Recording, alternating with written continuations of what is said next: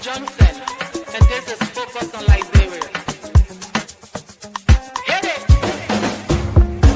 From Cape Mount to Cape Palmer, mountain back to Atlantic Ocean, Obomi Hills to Pocondre, to educate, elevate, and promote.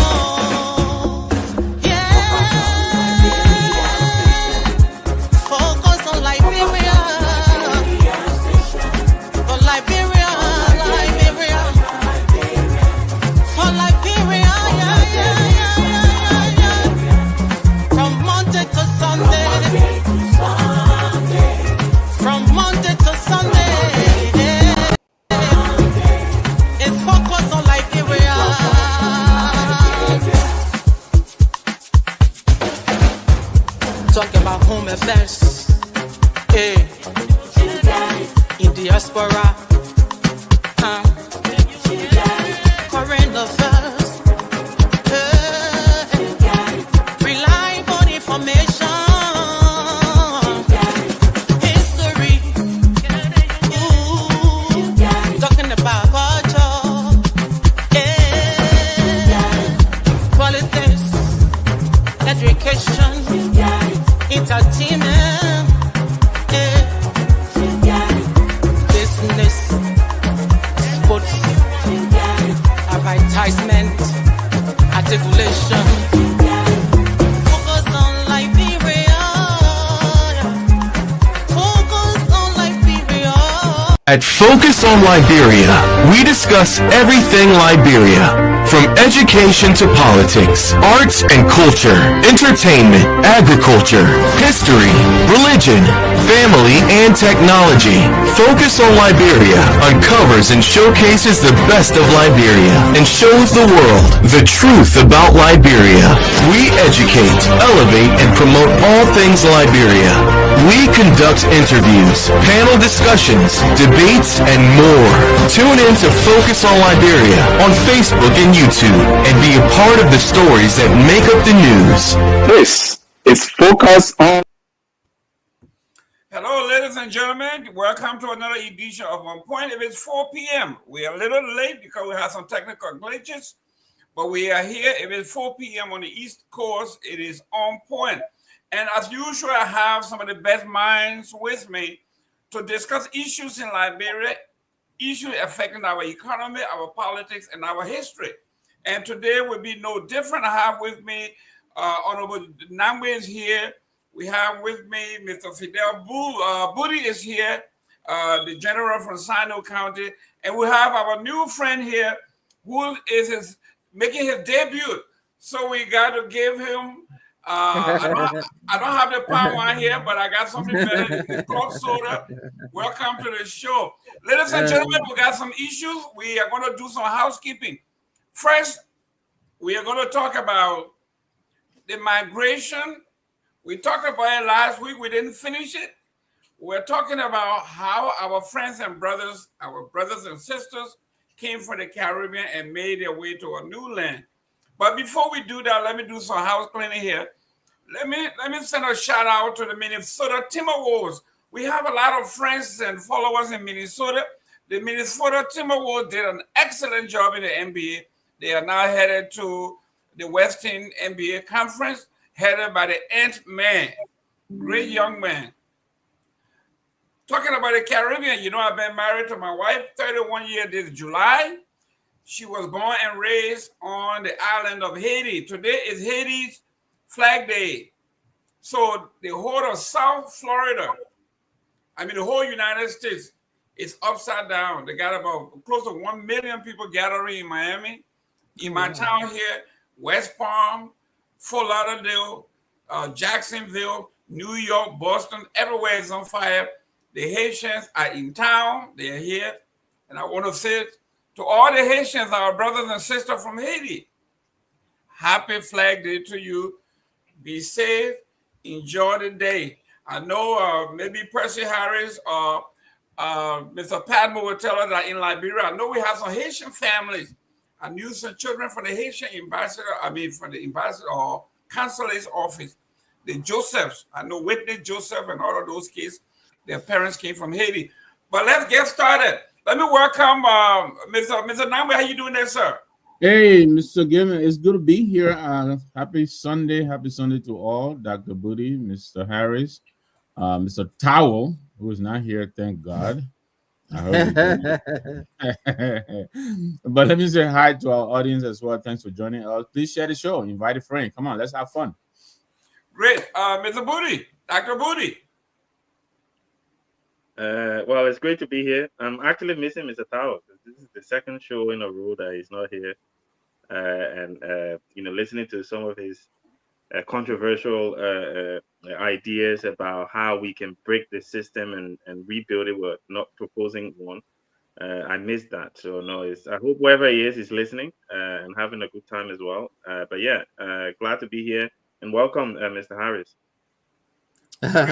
Ladies and gentlemen, please do us a favor, share the show. I know we came up a little late, but let me welcome our newest guest. That's Mr. Percy Harris. Mr. Percy Harris is a fellow, very accomplished young man. He's a historian. I call him a historian. He doesn't want to be called historian because he's a financial person and all that. But yes, I've done a great job with what we do here.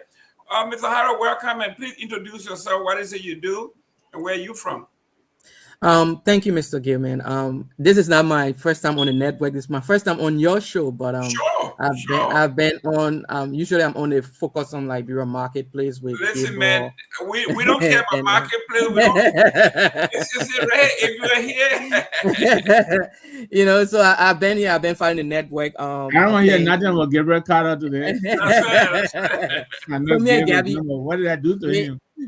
Me and Gabby, usually we are on the marketplace every now and then, but it's good to be here on your show. I love being here because I think this network, more than anything else, unlike other places, and this is not a criticism of any other network, but I think I find this place more substantive, right?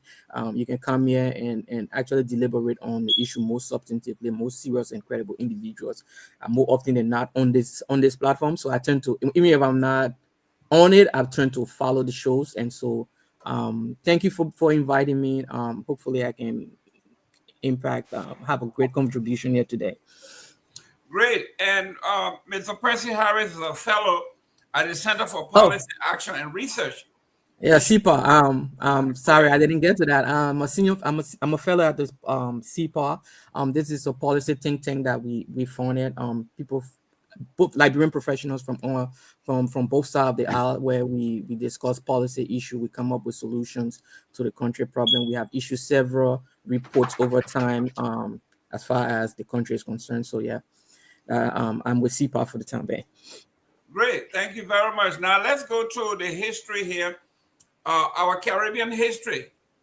I'm married to a Caribbean queen, so the Caribbean has a place in my heart. And nothing against my Liberian women. You are beautiful. Most of you still got background from the Caribbean.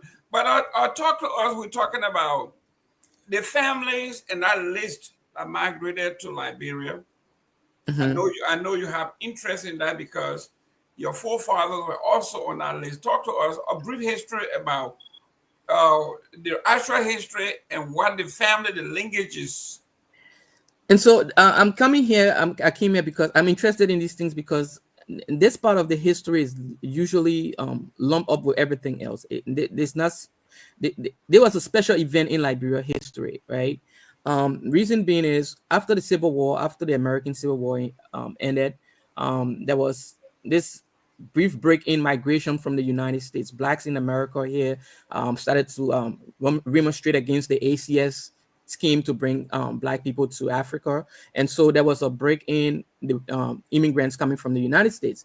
And then Secretary of State Edward Wilmot Blyden at the time, who was also born in the West Indies, he's like, since we're not getting people from the United States to come here, what if we issued an invite to people from the Caribbean, and who wants to come over here to help build this Black Republic, right? So it was based on that President Daniel B. Warner issued a proclamation in 1862 to people of African descent in the Caribbean, inviting them to come over to Liberia to help build Liberia. And it was in 1862. This was Blyden.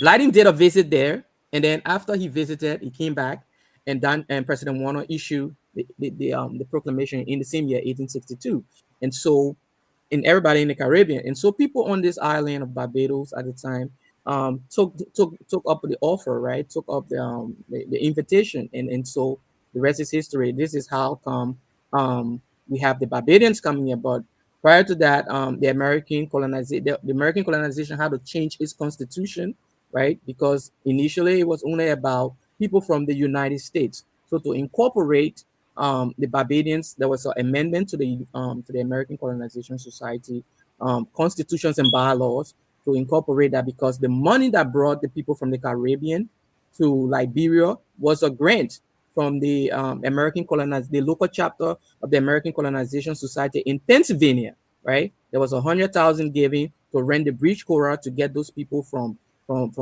Bridgetown to Monrovia. And so they had to amend the constitution for all that to happen. And so after that amendment happened, the 100,000 was given to rent the Cora. But then these people, because we needed skills in Liberia at the time, it was a very small, Liberia, believe it or not, was a very small republic. The people who were considered Liberian at the time were mostly American Liberians, so to speak.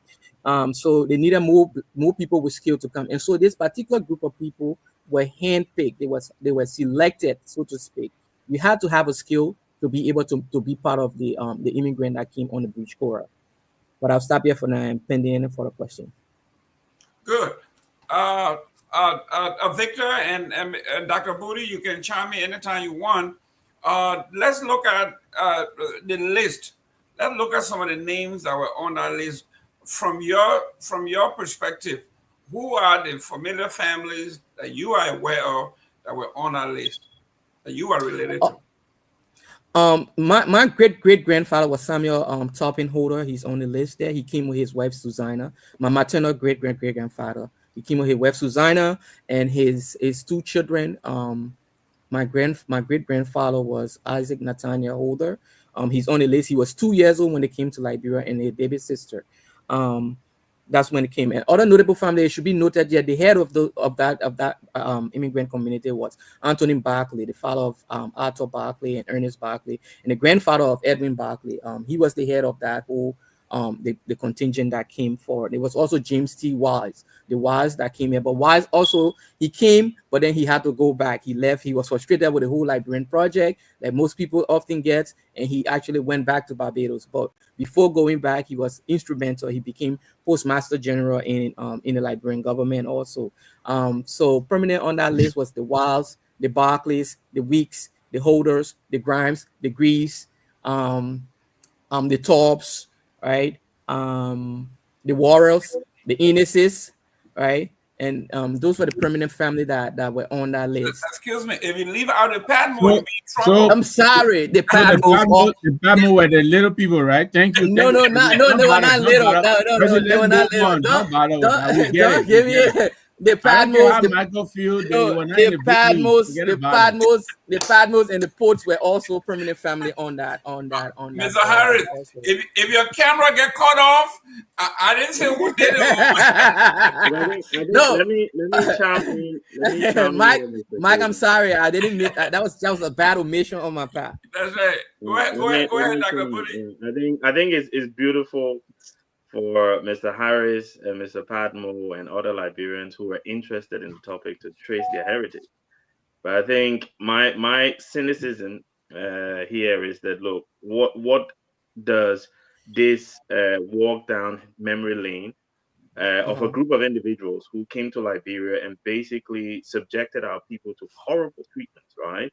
How does it benefit Liberia right now, right? This walk down memory, because we have to understand that all of these individuals, there are two things I want to point out. First of all, we are talking about a brain drain of the Caribbean, right? So we went there and took their best and brightest. These are the same things we are saying that the West is doing to Africa right now, coming here, taking our best and brightest and taking them to their countries. We did the same thing to the Caribbean, and now we're hailing this as some a good deed that we did. I knew Mr. Patton was going to come, and I'm ready for it. We're healing this a brain drain. We went to the Caribbean, took away their best and brightest, and we're healing this as some notable event in our history. That's basically, for me, not a notable event. But secondly, we're talking about a group of people who came in, and instead of forming in this week or this period where we're talking about national unity, instead of forming a government, forming a society that was going to be unified and working for the good of everyone. I was on a show with a lady called Belfina Dekonti Yawon on Thursday when she talked about unification in Liberia. It should be about unifying access, right? Everybody having access to services. We know that all of these names that Mr. Harris, and again, I'm not discrediting your desire, you and Mr. Patmo, to trace your heritage, but doing it on the time of the Liberian people, when we're supposed to be here talking about issues that are pertinent to mothers and children dying right now in our country, I don't see the relevance at all. Oh, Dr. Bode, it's his. Obviously, you're biased. You are biased. I'm gonna disagree with you. And obviously, you have not. No, obviously, no. It's not about bias. Yeah, one at a time, people. One at a time. No, but let him land. Go ahead. I didn't interrupt you when you were talking. Yeah, so I don't see the benefit, right? I absolutely don't see it on this stage. I think in the background, on their personal time and things like that, they can write articles about it if they want to. That's their personal history, right? But I don't see how this benefit Liberia in terms of what is going on in our country and how we want to reconstruct and unify our country. Hailing a group of people that came and did nothing but destroy the fabric of the society and subjected our people to very horrible ways of living. I absolutely don't see the benefit. Thank you. Dr. Booty, this is what I like to dwell on. I want to look at the positives. I want to look at what they brought. I want to look at some of the things that they did, their lingering legacy. Everybody has a legacy. I want to know. We heard all the negative stuff. We heard all the bad stuff. Name some of those legacies that Mr. Gaiman.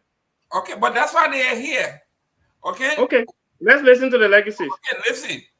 When you talk about building of a society, a city government, people, what they did, what they have done, what is going on now, what contribution they have made. I'm talking about what contribution they have made. You want to concentrate on that. So, Mr. Harris, here we are. Let's talk about the families. They came, they did a lot of stuff. Talk to us about because listen now, when you are going in a foreign land, where you have no backup, you know no one. The only one you have to rely on is yourself and your immediate family. You got that. That's just a fact. Go ahead, Mr. Harris. Look, I think that the Bode needs to take his time and read Liberia history, like clear eye, right? Forget about the biases. I'm from Sino too.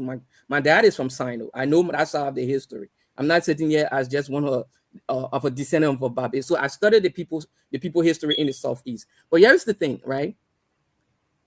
When we talk about the legacy, when the coming of these people, and it should be noted also because people don't turn to dwell on the cooperation.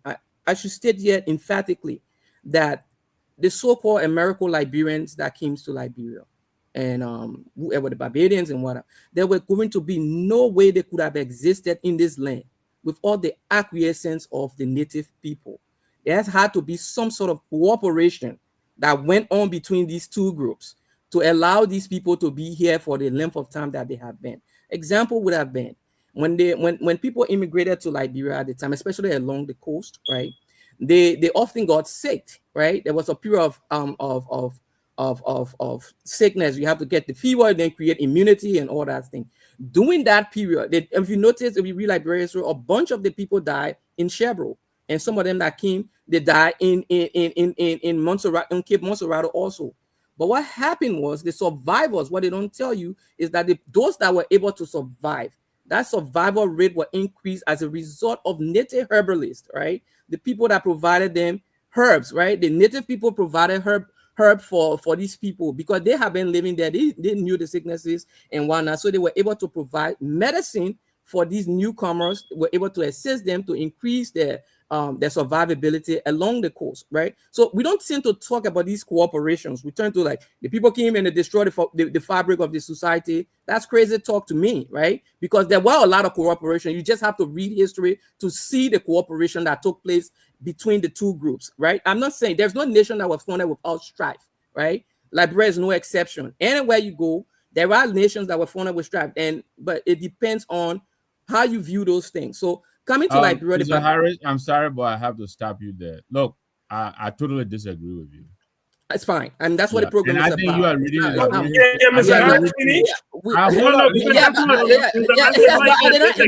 Let me finish. I did not land. Let me finish. You want to interject? Okay, 30 seconds. Go ahead. I think you're reading the history upside down. Okay. Exactly. What you're describing there is coercion. There was no cooperation, no collaboration. The people were forced. They were forced. They were forced to give. They were forced to give medicine to sick and dying people. But you interrupted me, Mr. Nangwe. My point to you is, were they coerced? Were they coerced to give medicine? No. Let me tell you something. We have suffered. We don't need another revision of history coming to sit here and mislead us. We've all learned people. We read the same history you read. There is nowhere in there. There is nowhere in there where what you're describing took place. The people were forced. Their land was taken from them forcibly at gunpoint. Everywhere these people went, and they came here. They brought their monkey see, monkey do attitude, and they subjugated our people. Don't come sit here and start that, please. We're having a great Sunday.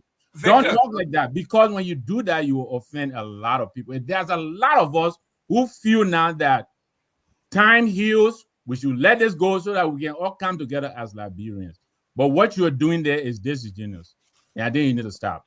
Can I continue? Can I continue? I'm coming. Let me ask Mr. Nangwe. Did you see any good at all in our relationship, in the people, in the migration, and their contribution to Liberia? No, I didn't see nothing. These people failed to develop the country. Look at the country.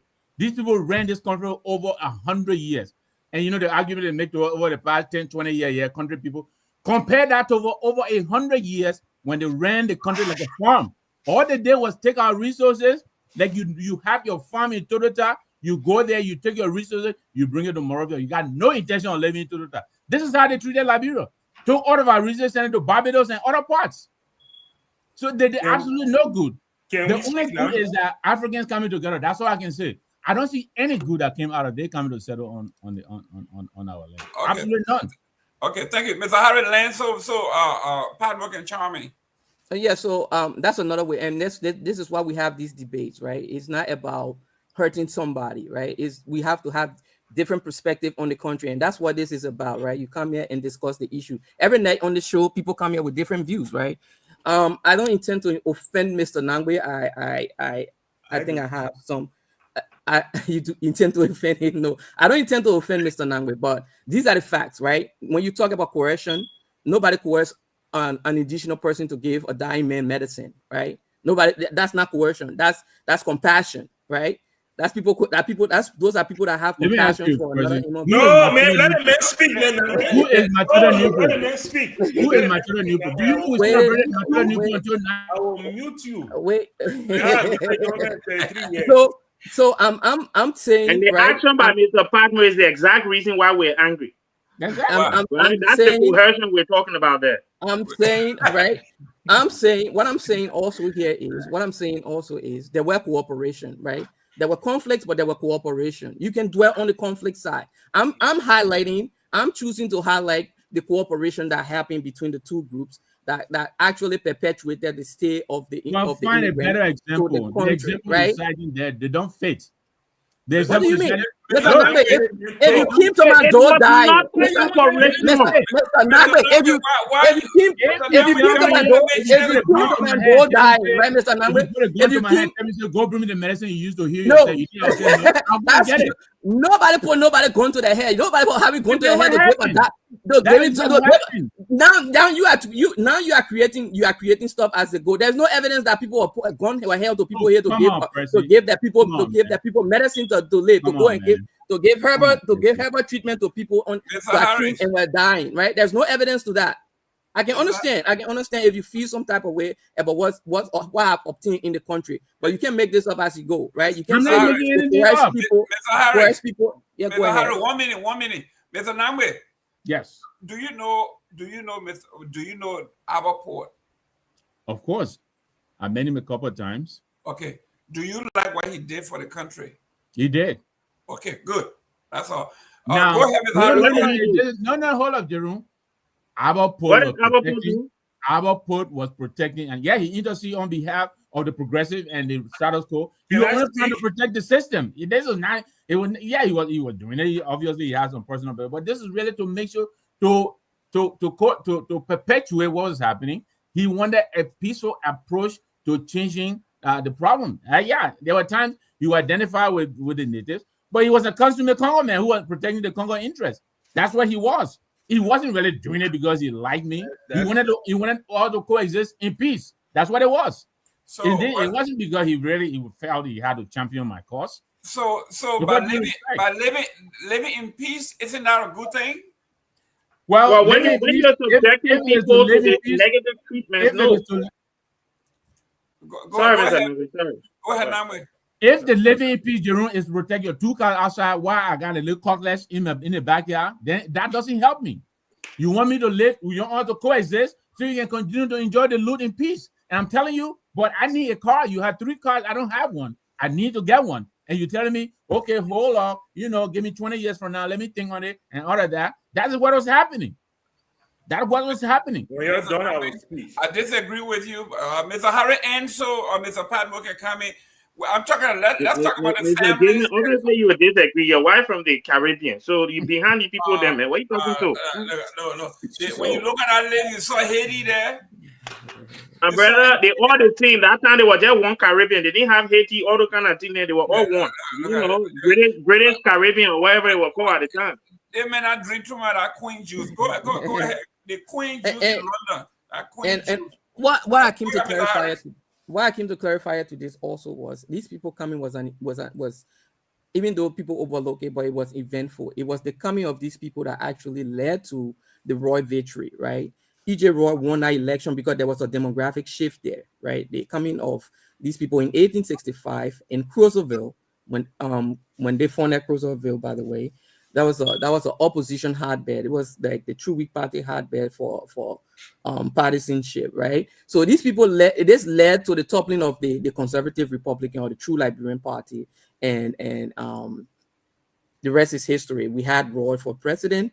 Roy went and took up a loan for the country, right? The loan led to we defaulted on that loan for at least for some time, and then we had to restructure that loan in 1904 or so on Arthur Barkley, and so there's a long line of things that go in there. It took a Barbadian to come and restructure the debt again. It was the Barbadian that helped Roy to become president also, right? So when we talk about these things, there are linkages there that people doesn't seem to see the value in, but it all helped to shape the Liberia that we have today at the end of the day. So yeah, these were people that came and made meaningful contribution to the country also.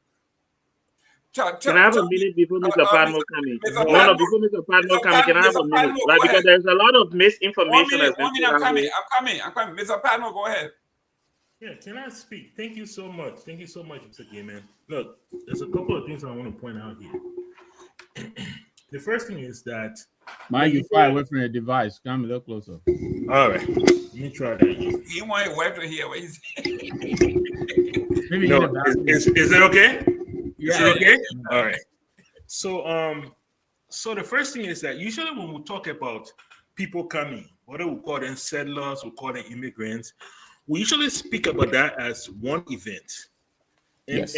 and the Barbadians, the people from that settled in Cruiserville, get looked into that. No, we don't know anything about the purchasing of Cape Meserado. No, we don't know anything about that.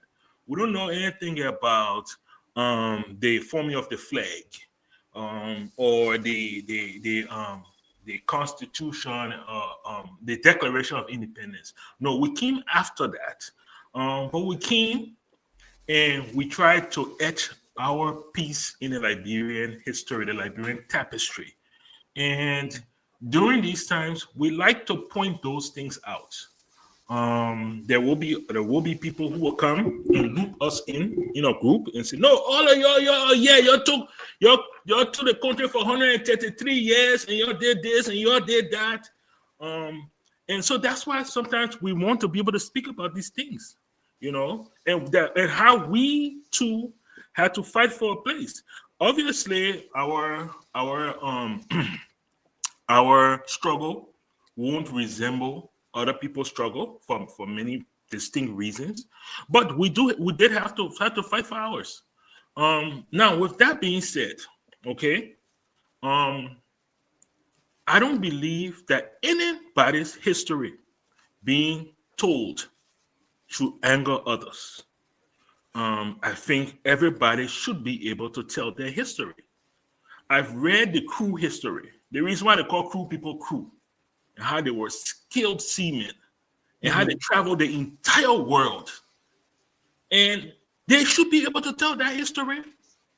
And their misgivings they had when it came to the British versus other people, other the Germans, and how that led to war in Liberia, and which side they picked.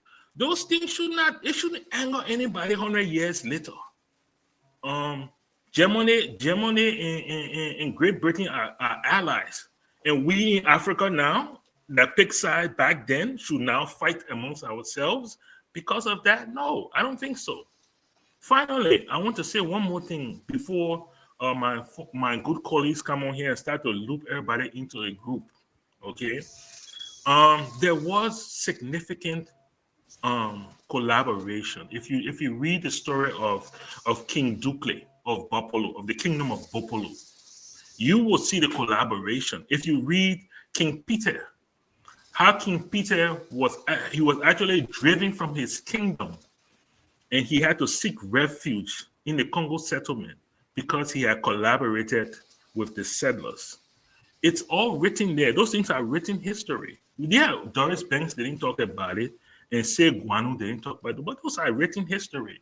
It's important that we talk. That's why when people talk their history, when they mention those things, it's important that before we start to subjugate them, that we listen, so that when they tell their story, they expect others to listen. Okay, so that's what I wanted to say. So Dr. Budi can have his 1 minute now. Let me come. No, I'm not having a minute. I'm having more than a minute, actually. Because first of all, let me just say to you, my man, that when you talk about... Budi, let me warn you. I'm a Bassa man. I'm the original owner of the place. If you crew, man, you come out here, I'm going to send you back on the sea. Go ahead. No problem. I'm happy on the sea, actually. Yeah. So first of all, when Mr. Patmos say things like, and these are the reasons why some of us get angry. When you say things like, oh, our struggle will not be the same like other people's struggle, that annoys me, right? And I'll tell you why it annoys me. Because Mr. Harris just sat here and told us that he came to clarify the story, right? And these people were hand-selected. They were skilled people. They had skills. So they were brought in already fitting into the upper class. They didn't have struggle. They were brought in because they felt that the Congo people in Liberia felt that these are people we need to bring in to help us increase our wealth. They didn't struggle.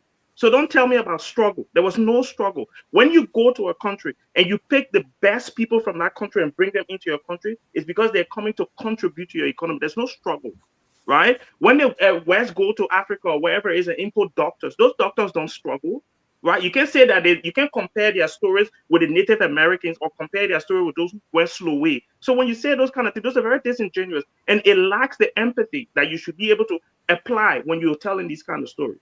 That's one. Two, when you say, oh, people should be allowed to tell their stories. If Prince Johnson stood up now and started telling your story, do you know how many people in Liberia will be pissed off? Because sometimes your history has crossed other people in the wrong way.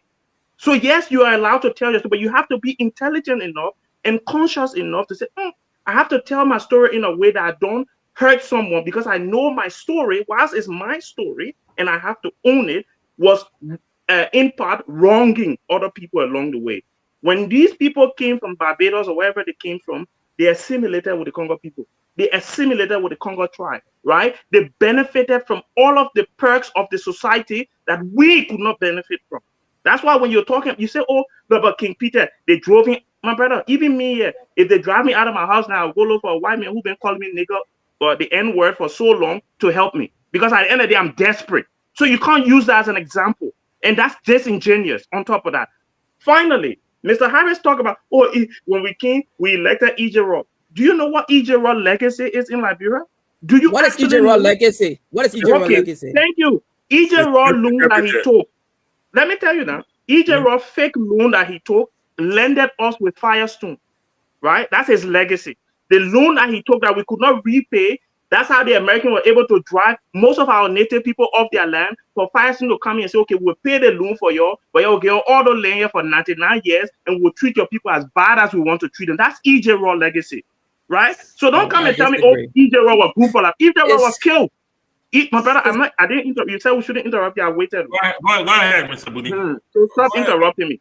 Go Right? ahead. Go ahead, You try to Go fight ahead. watch history. I'm trying Go to ahead. clarify it now. EJ Raw go ahead. loan that he took. Go and read. Read Kwame Nkrumah's book, Neo-Colonialism. The new. Read Greg Mitman's book. Read God's Lebanon, read Monday Akpan, read George Clay. They all talk about it. That's his legacy. He was killed, right? He was killed by the same people you say, oh, you're king to take him and put him in power because. So don't come and tell me, oh, we did good thing by electing EJ Raw. EJ Raw's legacy for Liberia was never good. We're still living with the legacy of Firestone today because of EJ Raw's bad loan that he took, right? So don't tell me, oh, he was good for our country. Okay, thank you. Thank Mr. you very Harris, much, Mr. Budi. Mr. Harris, talk to me about the collaboration between the American Liberians and because the relationship was not smooth. No, it wasn't. They And didn't people want them. tend to The settler didn't and, want them there. They didn't want no competition. and It people wasn't tend to that smooth. They didn't just bring them in and say, "Come, let our number grow." No, they had to fight their way to. Talk to us about that relationship and how they so keep when together. so people tend to forget these things when Warner made his invitation, when he did the invitation for the invite for these people to come from the Caribbeans to come to Liberia.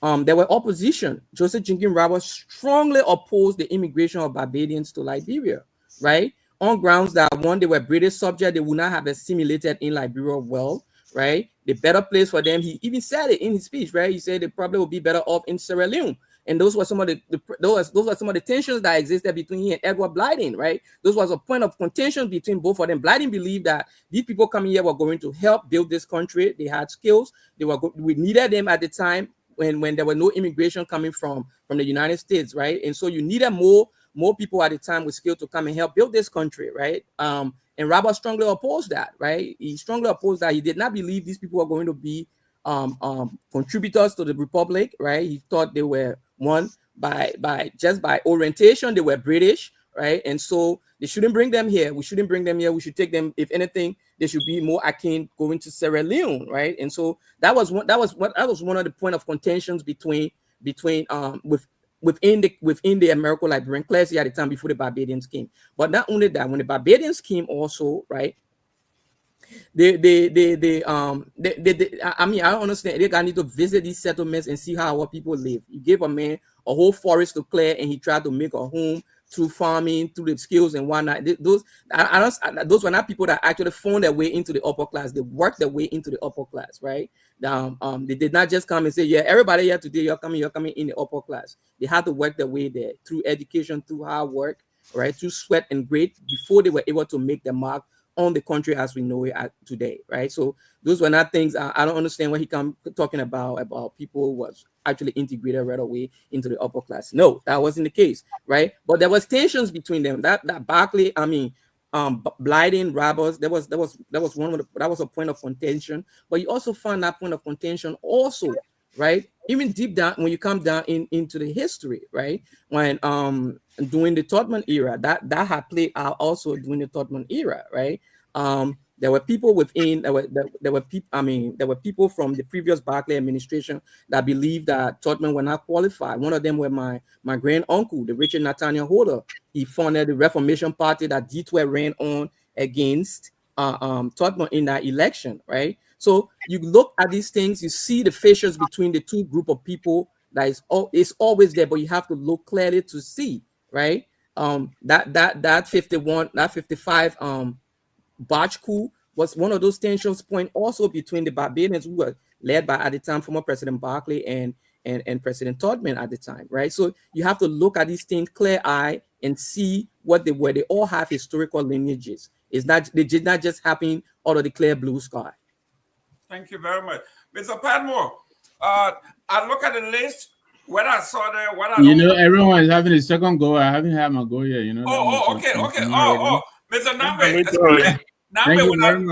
when I look at the list, right? This thing about they brought their best from the Caribbean is not true, because when you look at the Padmore, they were planters, right? They were agriculture. These are not top of the society. Some of these people they were seamstresses. They were so they came in and made something of themselves, okay, with whatever they came with. So they didn't come at the top of the Liberian society. No, they did not. So talk to us about. But again, even with that, relative to the native, the indigenous people, they were upper level, and relative to the natives here, they were upper level. They may have been less than the American Liberian, but relative to the indigenous people, they were upper level. I mean, look at where they settled. They settled on the prime property, right? Crusoeville. Where is Crusoeville? Up to now, there is no possible road that goes to Harper City. Every rainy season will get cut off. How many times they get cut off to come from Murray and go to Crusoeville? Let them go and experience that, and then you come and tell me, you don't understand our struggle. I think that is very dismissive, and I think it's very upsetting, Percy, when you talk like that. Right now you sounded culturally incompetent. No, you don't understand my struggle. Mr. And you're dismissive. The man from Southern Country. How you can tell me my para crew, man? How you can tell me I'm dismissive of your struggle? Mr. Nambe, you were president for 27 years from Maryland County from the South. You want to blame somebody? So yeah, Jerome. Listen, I'm a crewman. Just so you know, a crewman, my part a crewman. Okay? Even you were not crew. They met Uncle was president for 27 years. He built a road, and you haven't noticed, the person has spoken over the past 1 hour. He has not mentioned one thing about the native people, including. But that's why I brought here. I brought here for us to talk about the Barbadians. We want to talk about migration. But Michael, when you say there was collaboration takes more than one person to collaborate. When you are collaborating, who are you collaborating with? I thought, yes, you said there was a collaboration between the Barbadians and the American Liberian. But yeah, of course, the $5 million you're talking about, we're still paying for it. Mm-hmm. That negotiation, we were never a part of it. We were not at the table, but we're still paying for that. Since 2018 or whenever that loan was made, we're still paying for it. We agree. Yeah, we are collaborating to pay for it. We did not collaborate to negotiate it. We don't even know what the terms were. So when we come out here, I think we should, and we're making this in light because, so much has passed under the bridge. But you can't be so insensitive, to come on here and be so dismissive. I think especially. It was very much so. No, he doesn't understand what Dr. Budi is saying. What does it mean? He doesn't understand that. He is telling him what his people have been feeling over the past several years, and he said he doesn't understand it. What is it you don't understand? That there is no road that goes to Kigami. That's the insensitivity you're talking about, right? He's not. He's a crew member. He's not sensitive to the plight of the natives in Liberia. Listen, this. But if he was, he wouldn't speak the way he spoke. Mr. Harris, 1 minute. And that's why I use the Prince Johnson example, right? Pablo, please, let's see. Well, it's 4 o'clock. I think everybody should probably give 1 minute to everybody to kind of close on this subject, and then we'll move forward. Yeah, somebody said we should get real history, and that's the reason this is where we are. Everything cannot be academic. You are talking to people. This is real people talking here. We don't want anybody to kind of read history to us here. These people's parents had history. These people have stories like we do. From parents down to children. Don't tell me that Dr. Borrow going to come out here and No, read so me and Mr. Nangwe, our parent from children, he tell us nothing to. We just came But to start. this is Nobody why tell us. this is why we are No, but having that's this the conversation. insensitivity we're talking about, Mr. Given. When you say things that it annoy people like us, because what No, you're saying to it me, shouldn't you let ego Mr. you. Percy able to talk about their history because it It was should passed down from annoy you. generation to generation. This is the kind of conversation we need. We don't need academic. We need people like us, regular folks, to No, talk me, I'm about regular. issues. Mr. Nangme ain't regular. And again, that's that insensitivity. You're basically telling our points of view do not matter Okay, now we're because not of our regular. You background. guys are not regular, but I'm a regular guy. So I don't want to talk regular thing. I think Mr. Haraway agree with me. He's a regular guy. I think Padma is a regular guy. You guys are not regular folks. That's why you don't understand regular people like us when we're talking about issues. But anyway, let's get everybody 1 minute. Mr. Nangwe, let's go 1 minute on this subject. Look, let me say this. I think Percy came here with good intention, but and I hope this is an eye opener for he's a younger, very brilliant guy. I've listened to him a number of times, but I think you really need to open up and try to understand when the other people are speaking. I think you got your preconceived, conception of what the history of Liberia is. I think you are ignoring a good chunk of it. When you are narrating the history, just be sensitive.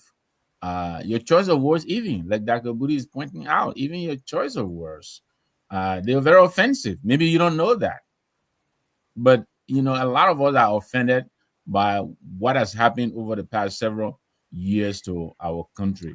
We have reached that stage. I think we had this conversation. Michael is here. We had this conversation several times. We have reached that stage where we think the divide, we need to find a way to bridge it and put it behind us. Because if the country must make progress, we have to collaborate, to use your word. We have to all collaborate, bring our best on the table to bear so that we can move the country forward. But when we are collaborating and guys like yourself who are supposed to be the enlightening ones, you come here and talk the way you talk, you make our task very difficult. Very, very difficult. So, let me just tell you that. Look, up to 1980, Matilda Nebo was being celebrated because she killed the natives. There was a whole holiday declared in her honor. Do you understand me? This is how painful this thing is. So we can have a whole show about this, but I'm just appealing to you. Go back and restructure your presentation. Come back and do a better job. Today you did a poor job. I'll give you a -0 if there's any such thing. There's no such thing.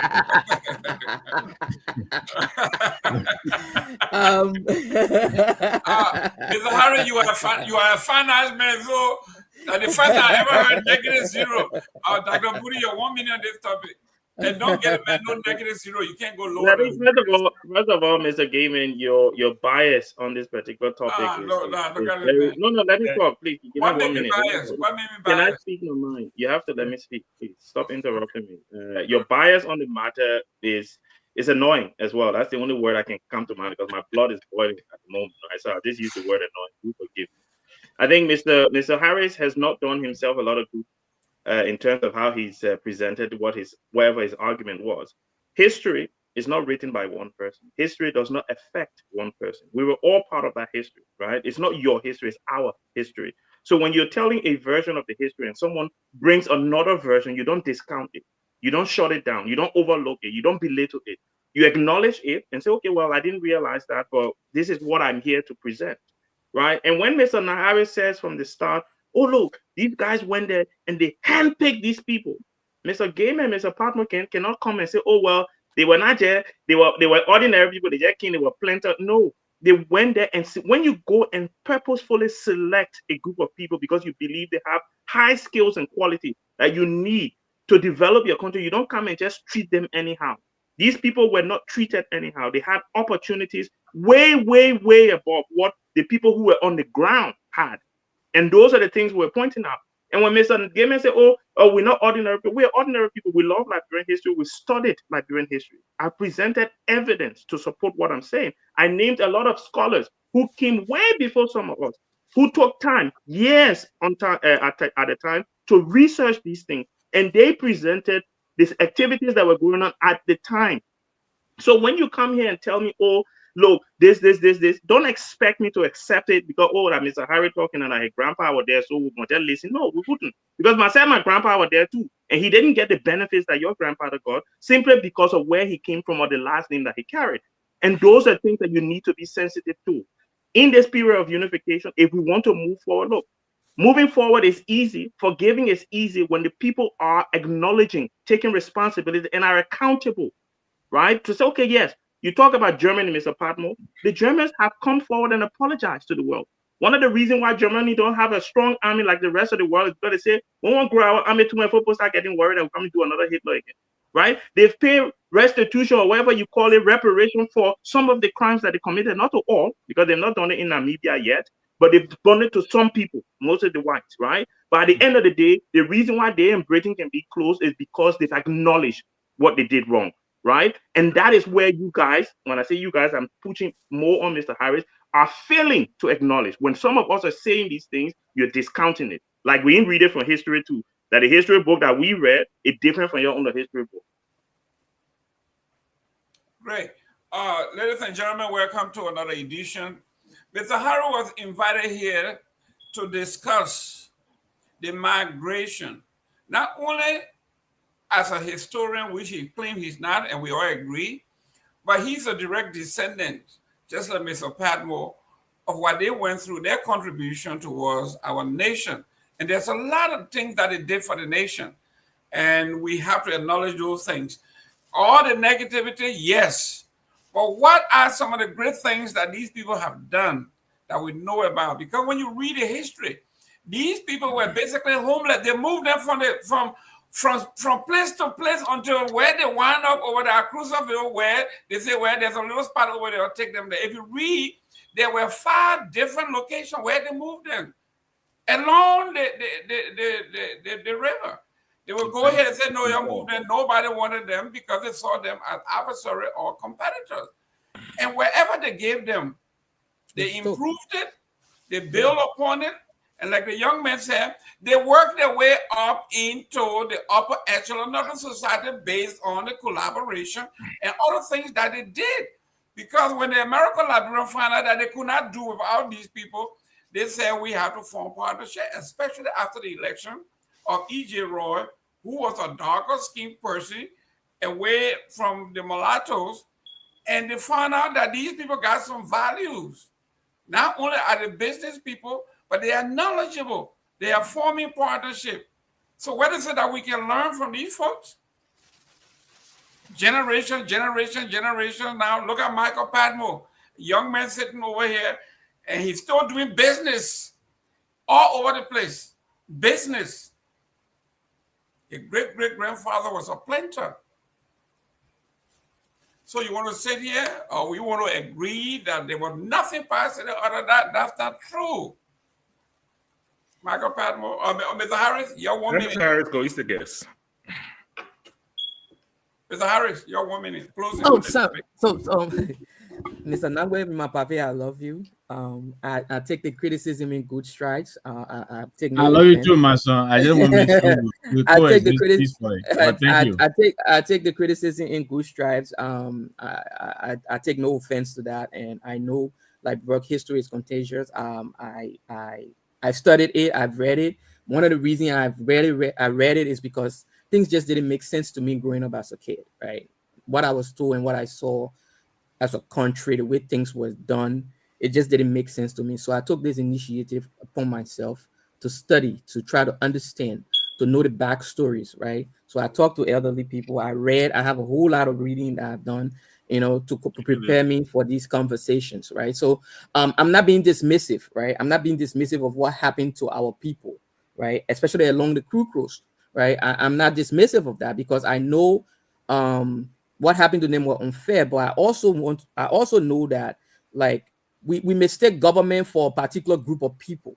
Just because all the government contains a lot of crew people does not mean all the crew people agree with what the government policy is at the end of the day, right? So we tend not to give nuances to the history of the country, right? We say the government does this, and so all the people that the tribe were in government, so they are in favor of what the government was doing, which is not the case. We can go back to Doe, we can go back to Taylor, we can go back successive government over time. So we need to distinguish government as an entity from the people themselves that maybe few of the tribal men are in government. So for example, right, I give you the example again, my great grand uncle Richard Nathaniel Holder, founded the Reformation Party to oppose Tubman, right? When he did not run against Tubman, who took on that mantle? It was the first group of you guys, the progressive, D12 and the others after the UPP were banned, right? He ran on the progressive on the Reformation Party ticket. That's the thing I'm talking about, right? So there's certain he could have said, oh no, there was certain amount of cooperation, and we have to. I'm not saying there were not strife. I'm not saying there were not conflict. There was a bunch of them, and we can go back in time, and none of them was right. We can go back in time, and I acknowledge those things because again, I'm not sitting here just as a scion of a Barbadian person. I'm also indigenous on the other side. I'm from the southeast. I don't tend to play that card a lot because I grew up in Morovia and whatnot, but I'm from the southeast. My dad is from Sino. He was born in Sino, right? So those people are hold dearly to me also. So I'm not sitting here and discounting or not half of my history. That's not what I came here to do. I'm came here to share some light on these people because, like Marcus said, people take this American Liberian people to be one group of people, and all of them came on one ship in 1822. There was a slew of events that took place over time that brought these people to the country that we are, and they worked their way out. They worked their way out. It was nothing given to them, like Dr. Boley said, right? Nothing was given to them. You just need to visit Crosserville. Go to Crosserville, go to Bensonville, go to these places, and you will see most of these people had to work the land, right, to make ends meet. Right, they were mostly sugar boilers. My great grandfather was sugar boiler. Marco great grandfather was a planter. So those were people. Those were skills that they had to harness to be able to survive in this place, this new country that they found themselves in. So we shouldn't discount that. But I'm not here again. I'm not here to say what happened to the indigenous people were fair or it was right, and that's not what I am. But I'm also know that I try to distinguish government from people. Right? Because if I'm in government today, I'm executing policy. That does not mean my brother or my sister agree with what I'm doing. Right? So we have to distinguish the two. And that's where we get this hard feeling about, oh, the Congo. So everybody in government did not, everybody in the settlements or wherever did not agree with the policy that was being executed. And it showed that dislike for it through forming the new organizations that they formed to oppose the government and stuff like that. So you guys, Mr. Dangwe, you guys were also there, right? The precursors, the progressive precursors were D12, and then right, these guys collaborated with the Barbadians, right? The Reformation Party was a Barbadian entity. It was founded by a Barbadian scion, right? You go down again, you see the Independent True Weak Party. These were the scions of Barbadians collaborating with indigenous folks to oppose the American Liberian class or the powers that be at the end of the day. So I don't sit here and ignore those things, but I also want to see that our people did work together at some point to try to bring some sanity to the country, right?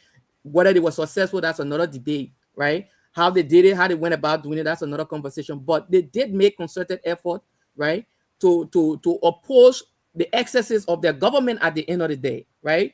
It was guy like what's his name, D12 that reported, but he had other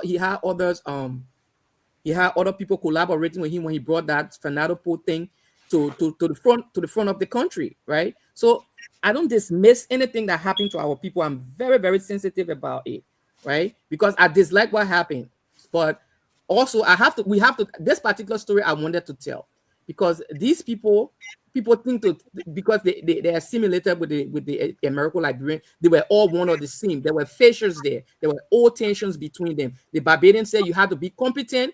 You have to be competent to lead a country. The way they did things back in the day was how long they want to find out when your parent came to the country, whether they came in 1822. The Barbadians said we don't have time for that. Right? If you're competent, you should be able to lead. It shouldn't be the time stamp when your parents came here. And that brought tension between them and the American Liberian counterpart. And it's there. You just have to look till you see it. Thank you. Excellent. Listen, man, I love this. We got to do it more. We got to come back and do this more. We need to bring some of our elders. I don't want any academic here. I want to hear from people guts, their feeling. Don't come here with your PhD, double PhD telling me all this. Mr. Padmo, your 1 minute. Thank you so much. Look, the Liberian story is tenacious. You don't even have to go far. If you start talking about a Liberian story 30 years ago, you have issue. You know, what about, you know, when you start talking about it 175 years ago? It's tenacious, you know. Well, how many people did we lose? Over 250,000, you know, 30 years ago. But does that mean that we will not talk about that? We'll not talk about what happened? You know, we'll not talk about what happened on LU campus or what happened when Samuel Doe sent soldiers up to Nimba? No, we have to talk about those things. And it will anger people. It will open up some wounds, you know. It will create some contention between certain groups. But hiding it is not an option, you know. I remember I was talking to a group of people almost 2 years ago. And they said to me, but how about we that was sold into slavery by our brothers and sisters, you know, and then we return to the country of our forefathers, and we were seen as strangers. Once again, tenacious. But it means that they shouldn't tell their story? No. The thing is not telling your story, right? The thing is trying to find the most honest story that has been told. If you talk, the people will tell you Material Nipo never lived. There's no record of her being, you know, or living. It was a hero created. You know, we saw Samuel Doe create the unknown soldier and put a statue. All you guys remember that, you know. So for me, this is what I will end with. Okay. Liberia is a mixing pot. There is no such thing. I cannot find a pure Congo man, you know, and I can almost not find a pure crewman. You know, for the most part, everybody mixed up. Jeha Harris here, and when people see it, oh, you Congo man, I got a crew man. People say, oh, you Congo man, but ambassador half of me couldn't have that. You beat Doma just now. You see her the way the hand, you know, yeah. You start beating Doma just now. You know, I'll be confused. You know, but it's the thing about it is, it's okay to be touched. You know, it's okay to be touched. You should have emotions, but you can't shut somebody else down based on your emotion. You know, then we go nowhere. We should be able to absorb what we are feeling, and then we should be able to speak ours and expect other people to absorb what they are feeling. None of us here have perpetrated anything evil to each other. Most of the things we are talking about, if they didn't happen before us, it happened when we were very young, you know? And we should be able to see Liberia for a better future, where we all can live together in spite of the errors that were made in the past. I don't know. I cannot imagine what people faced during that time, why they made the decisions they made. Looking back right now, I can look back right now and be like, oh, those guys should have done more to assimilate other people into the society. Those guys should have done more to integrate, you know, the natives into the society. But I really don't know what they were facing. I really don't know the mindset. So I tend not to push that narrative. What I tend to do is to say, today, I know what is today. Okay? And if they couldn't do it back then, what can we do now to integrate everybody and move forward? You know, and that is our struggle. That is our challenge, you know, and that's what we must move with if we intend to keep a country. But thank you. Great. Ladies and gentlemen, this is a great topic. This is what the Palawa Hut is all about. when we go under the palaver, we don't want to hear no doctor this, doctor that. People talk to each other and we say, this is what I'm feeling. And you're discussing and move on. But one thing before I go to the next subject, if our indigenous people and our settler friends and brothers, we have one thing in common. This is our land. We have worked it. We have sweat. We have died for it. What's happening in the country? We are losing sight. People will have no vested interest in what we are talking about. I'm talking about the foreign nationals that are taking over the economy of our country. The Congo people, the country people, we are now becoming slave to the new breed of folks who are coming because we are not willing to put our differences aside and work together. And guess what? If we continue this, we'll be slaves to, I don't want to call any names, but you see what the Lebanese are doing now. They got monopoly on almost everything, followed by the Indian friends and then the newcomers. And guess what? They are coming and forging some strong bonds to keep us out.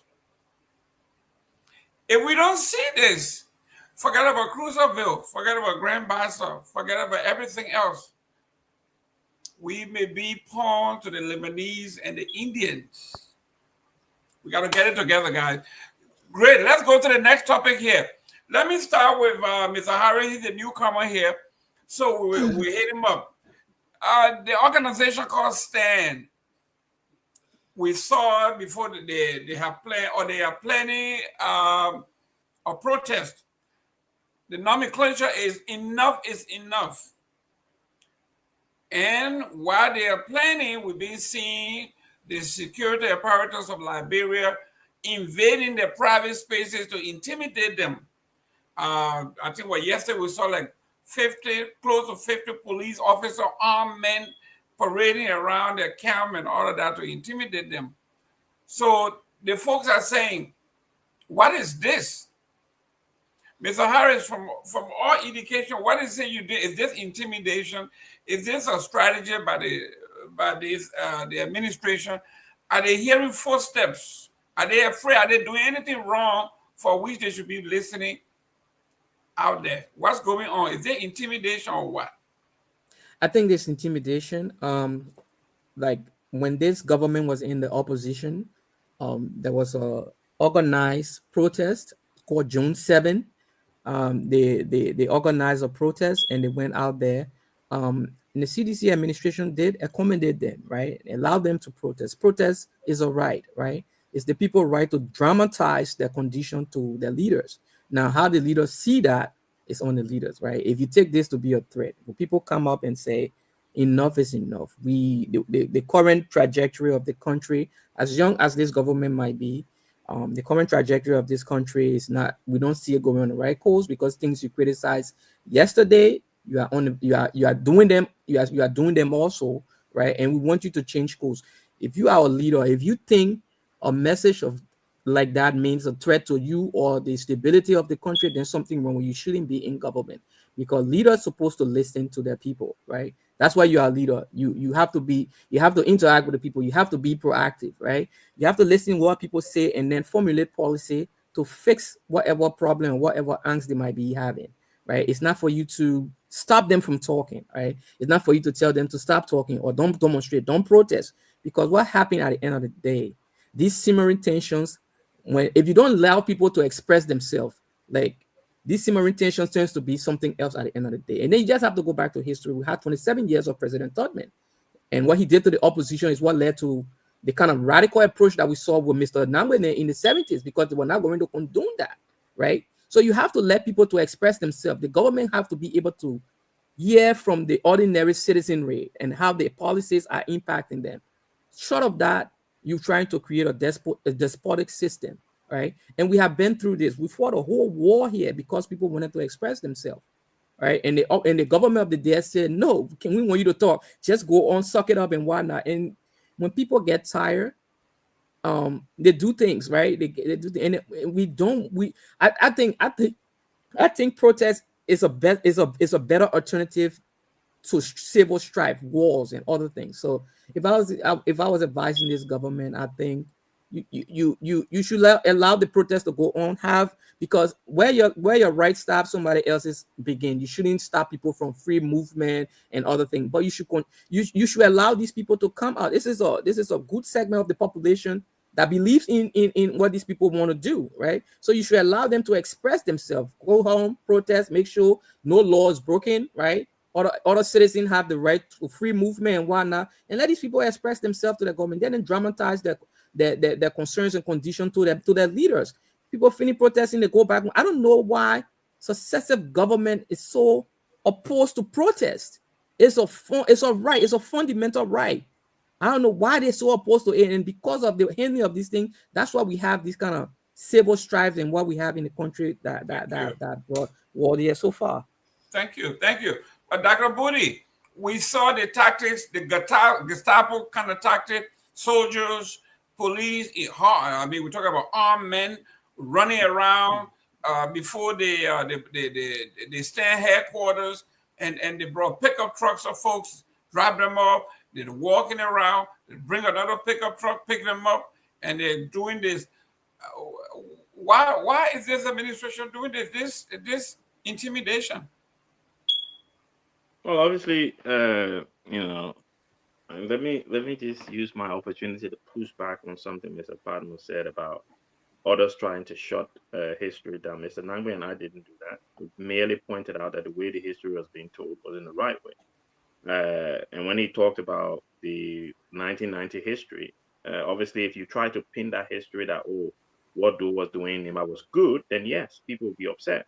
But if you paint it as, look, it was a horrible thing and he shouldn't have done it, then people will accept that, yes, it was a horrible thing. So don't be disingenuous when you're pushing back like that. Look, I think one of the things I've been contemplating recently, especially since Thursday and yesterday when I was on this panel talking about the issues in Liberia, is that a lot of our people see violence in Liberia as mere physical violence. If they're beating your head with gunpowder, or you're not shooting, or people are not stoning, then it's not violence.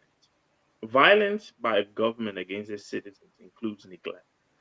When you have individuals collecting, like just one member of the House of Representatives collecting $8,000 in salary, 2,000 in gasoline, when a mother and a child at EAW hospital cannot have the basic necessity to be able to live, right? Because they go to the hospital, there's no medication. That's violence against your citizens. And people who are well-meaning need to speak out against these violence, right? And if, I think it was Frantz Fanon who talked about, when he was writing about anti-colonialism, talked about, look, the colonialists have used violence against our people, right? And when you want to push back against a colonialist, you have to use violence as well, right? So violence can be protested. It doesn't mean that you have to riot. And speaking out can be violent because you're saying to them, no, this is unacceptable. So the Liberian people need to understand that violence sometimes is needed. And we're not talking about physical violence, we're not talking about looting, but standing up to the government and saying, look, this is unacceptable, right? You cannot do this to the ordinary people. And if this government is trying to stifle dissent in the country, like Mr. Harris said, look, the unfortunate situation that we see everywhere we go is when you prevent people from, speaking out, and you prevent them from speaking out, and you prevent them from speaking out. When they do speak out, we get a 1980, right? When they do speak out, we get a 1989. When they do speak out, we get a 1999. That's what Liberians need to look back. And when we talk about the way that history should be presented, it should be presented, look, if you keep ignoring the issues of the people, you keep ignoring the basic services that they need, and they're telling you we need these things, and they can see that some idiot at LTA is collecting 3,500 a month for electricity allowance, when ordinary people cannot even get LEC in their homes. You're asking for trouble, and unfortunately, everybody will suffer when the thing happens.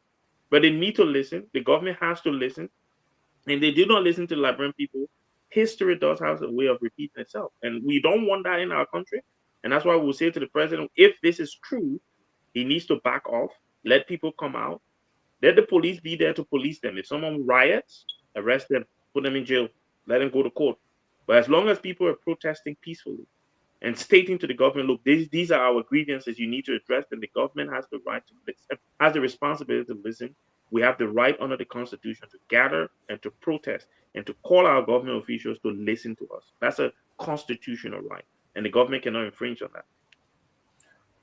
Mr. Namwe, at the beginning of the, well, not beginning, throughout the past administration, we have protests led by Joseph Walker, Uri, Cummings, the whole 9 yards, from bring back our 16 billion, step down, we are, you name it, they had it. And at some point, the government was so accommodating that they were passing out water and food and everything else to accommodate, give them protection. What is now the difference? Yeah, that's a good question, Jerome. I wish I could tell you what the difference is, and this is even what is more disconcerting because, but yeah, like you said, there's a reason why Councilor F. Musadin, full disclosure, is a very good friend of mine. There's a reason why he sent his people out during the June 7 or so Council of Patriots, organized protest to actually give the people water to drink. Look, people, the expression of dissent, protest is a part of democracy. It's a necessary part of democracy because as the government is your mirror, the people they're giving you reflection of your performance, and then you go back and course correct. That's how you improve and become more efficient at governance. You know, uh, there are a lot of people in this government who are direct beneficiary of what I'm talking about. Because you know what, the result of this kind of attempt where you want to muzzle, dissent, the result is almost always the opposite effect. You garner more sympathy and solidarity with with the dissenters, and you increase their profile. There are a lot of people in this government who know that they benefited from this kind of thing. And so, I agree with Mr. Harris and Dr. Booty. This marks of intimidation. This didn't happen on Friday. Today is Sunday. We haven't heard anything from the government. And so then we have to say they own it, because if this is something they didn't approve, by now I believe we would have heard something. We would have, the government would have come out with something. But nothing has been said. I watched the clip, the officer was pulling away, and then Mr. Molo asked him something, and he responded, "You're not ready. You're not ready for what?" Did they go to call out Molu? Molu, they wanted to taunt him and were forcing to engage them, and then they would do what they wanted to do. You're not ready for what? And I couldn't understand that. And so, I hope this government, they are really, really going downhill pretty quickly. These are some of the things that we all rail against, and some of them are on the other side. But to sit and allow this kind of thing to happen, I think it's really it's sad and very disappointing. But on the other hand, Mr. Molu and other, they're calling this a revolution. What revolution? What revolution? You're planning a one-day protest in the street. Since this isn't happening, and I stand to be corrected. How many opposition members have come out to express solidarity with them? So they themselves, I think it's also a wake-up call for them.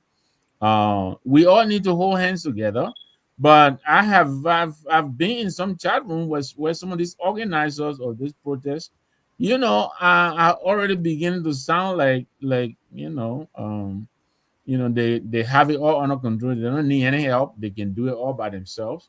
But look, I will pass it on. I call on the government. I hope this tomorrow being Monday, they should really come out and condemn what happened, and announce measures that they're putting in place to deal with the perpetrators. I think the officers who went down there, they should be suspended without pay while they're being investigated, and that will tell us how serious this government is. But yeah, I think they went there to intimidate the people, because up to now they've said nothing about it. They went in there tactical game. Where have you ever seen a bully running away from the victim, the intended victim? You know, Molu's coming and some of them ran away. They left some of their officers, you know, and then they had to come back and get them. You know, what is that? What is that? You know, but these are lives at stake here. Either way, you know, somebody could have gotten hurt, and we hope that they will bring this. You know, they will bring these people in, and they need to go and do their job somewhere else, and leave the people alone. Let them, you know, if we're all gonna go in the street as opposition, I think they should give us the permit and let us go in the street and demonstrate. But these kind of tactics, you know, those are the tactics of the old we all spoke against. I don't think they should be, you know, they should be employed in today's governance space. Great. Let's go. Let's run quick through the stuff. Let's go to number 2 here.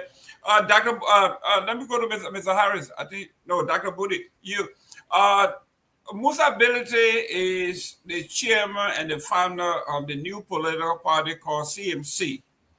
CMC, in a very short period of time, the past 8 months, have taken the front seat to advocacy in the House for a freshman representative to be leader of the Rule of Law Caucus. I brought a lot of heat. He was threatened to step down. He didn't. So the government did what they could do within their power. He had a contractual agreement with a company to store his fuel. He got an oil company. The government of Liberia wrote the company and said, you are not allowed to sublet or share your license with anybody. So you have to disengage and get rid of Musa Ability and the stated law.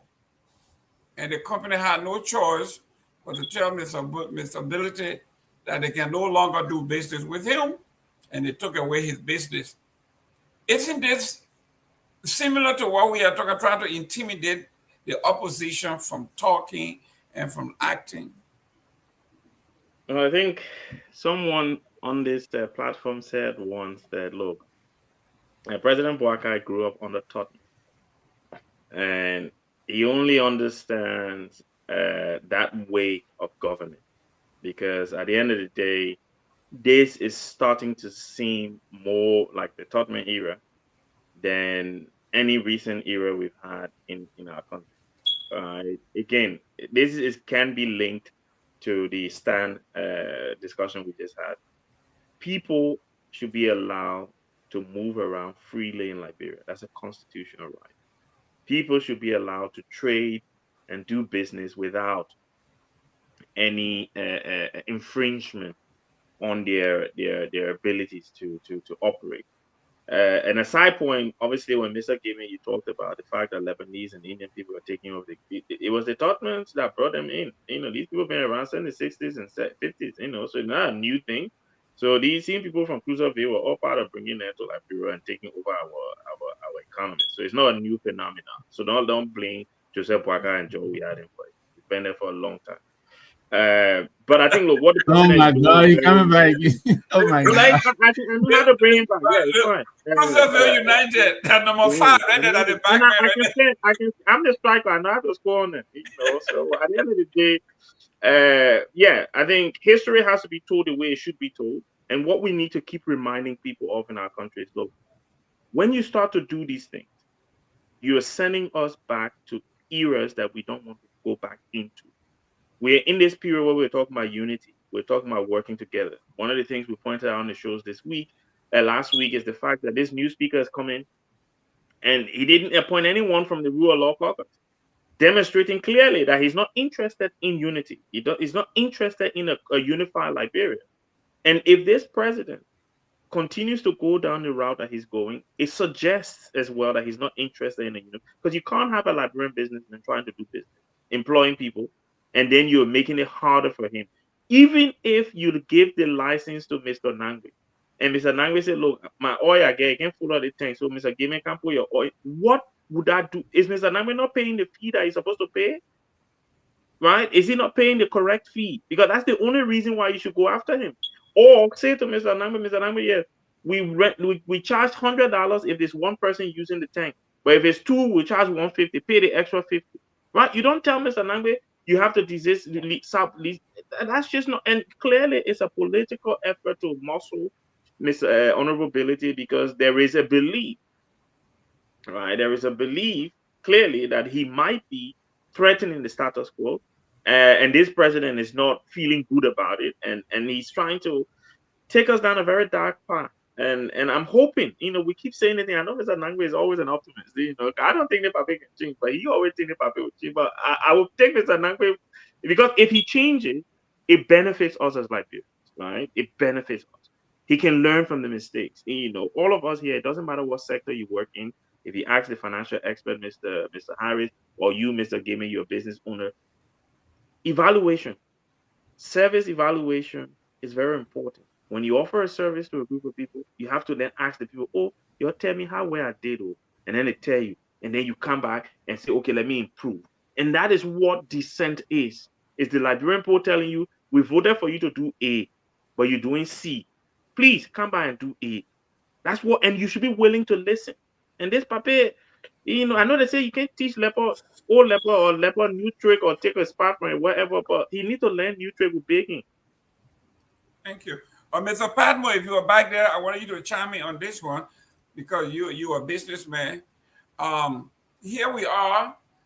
The country, the unemployment rate is, they say, what, 92%, according to Martin Colley. Only 8%. There's no job. Nobody is working, right? So here is Musa Ability has a business. He has employees. He has partnership. And then here we go. This is what it says from the government to the China oil company.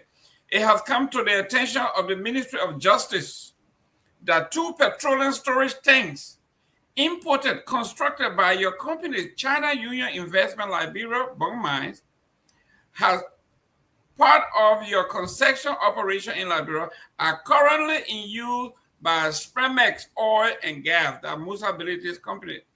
The use of the petroleum storage tank by Spremex, which was singularly authorized by China Union, is of concern to the government of Liberia as it constitutes a transfer of China Union property to Spremex, which, in keeping with Section 22.1c of the Mineral Law and this and that agreement, is illegal. For the ease of reference, the supra-mentioned provision states that no transfer by the concessionaire or the company or other than ordinary course of renewal and replacement of its properties of any interest, blah, blah, blah, is illegal.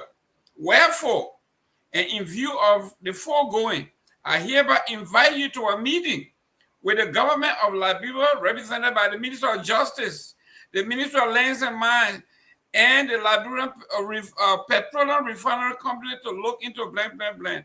And the letter was signed not only by one person, it was signed by the Minister of Justice, the Minister of Lands and Mines, and the Director of Petroleum. This is now Musa Ability had to lay all or fire all those that were working for that company just because they wanted to get to it. Now, you are a businessman. You intend to invest in Liberia. Talk to us about this kind of business practice from the government. I mean, it is embarrassing. And it's uncalled for. This is something they should be championing when a foreign company is quote unquote transferring, whether it's wealth or it's property to a Liberian company for usage. It's something they should be championing. They can always ask for clarification, but we know in this instant the government is just strong arming Musa Ability and Musa Ability's company. People will watch it closely. We're hoping that the president and a few people around him that have some sense will back off and allow the companies to iron out what needs to be ironed out, and they can always play their role.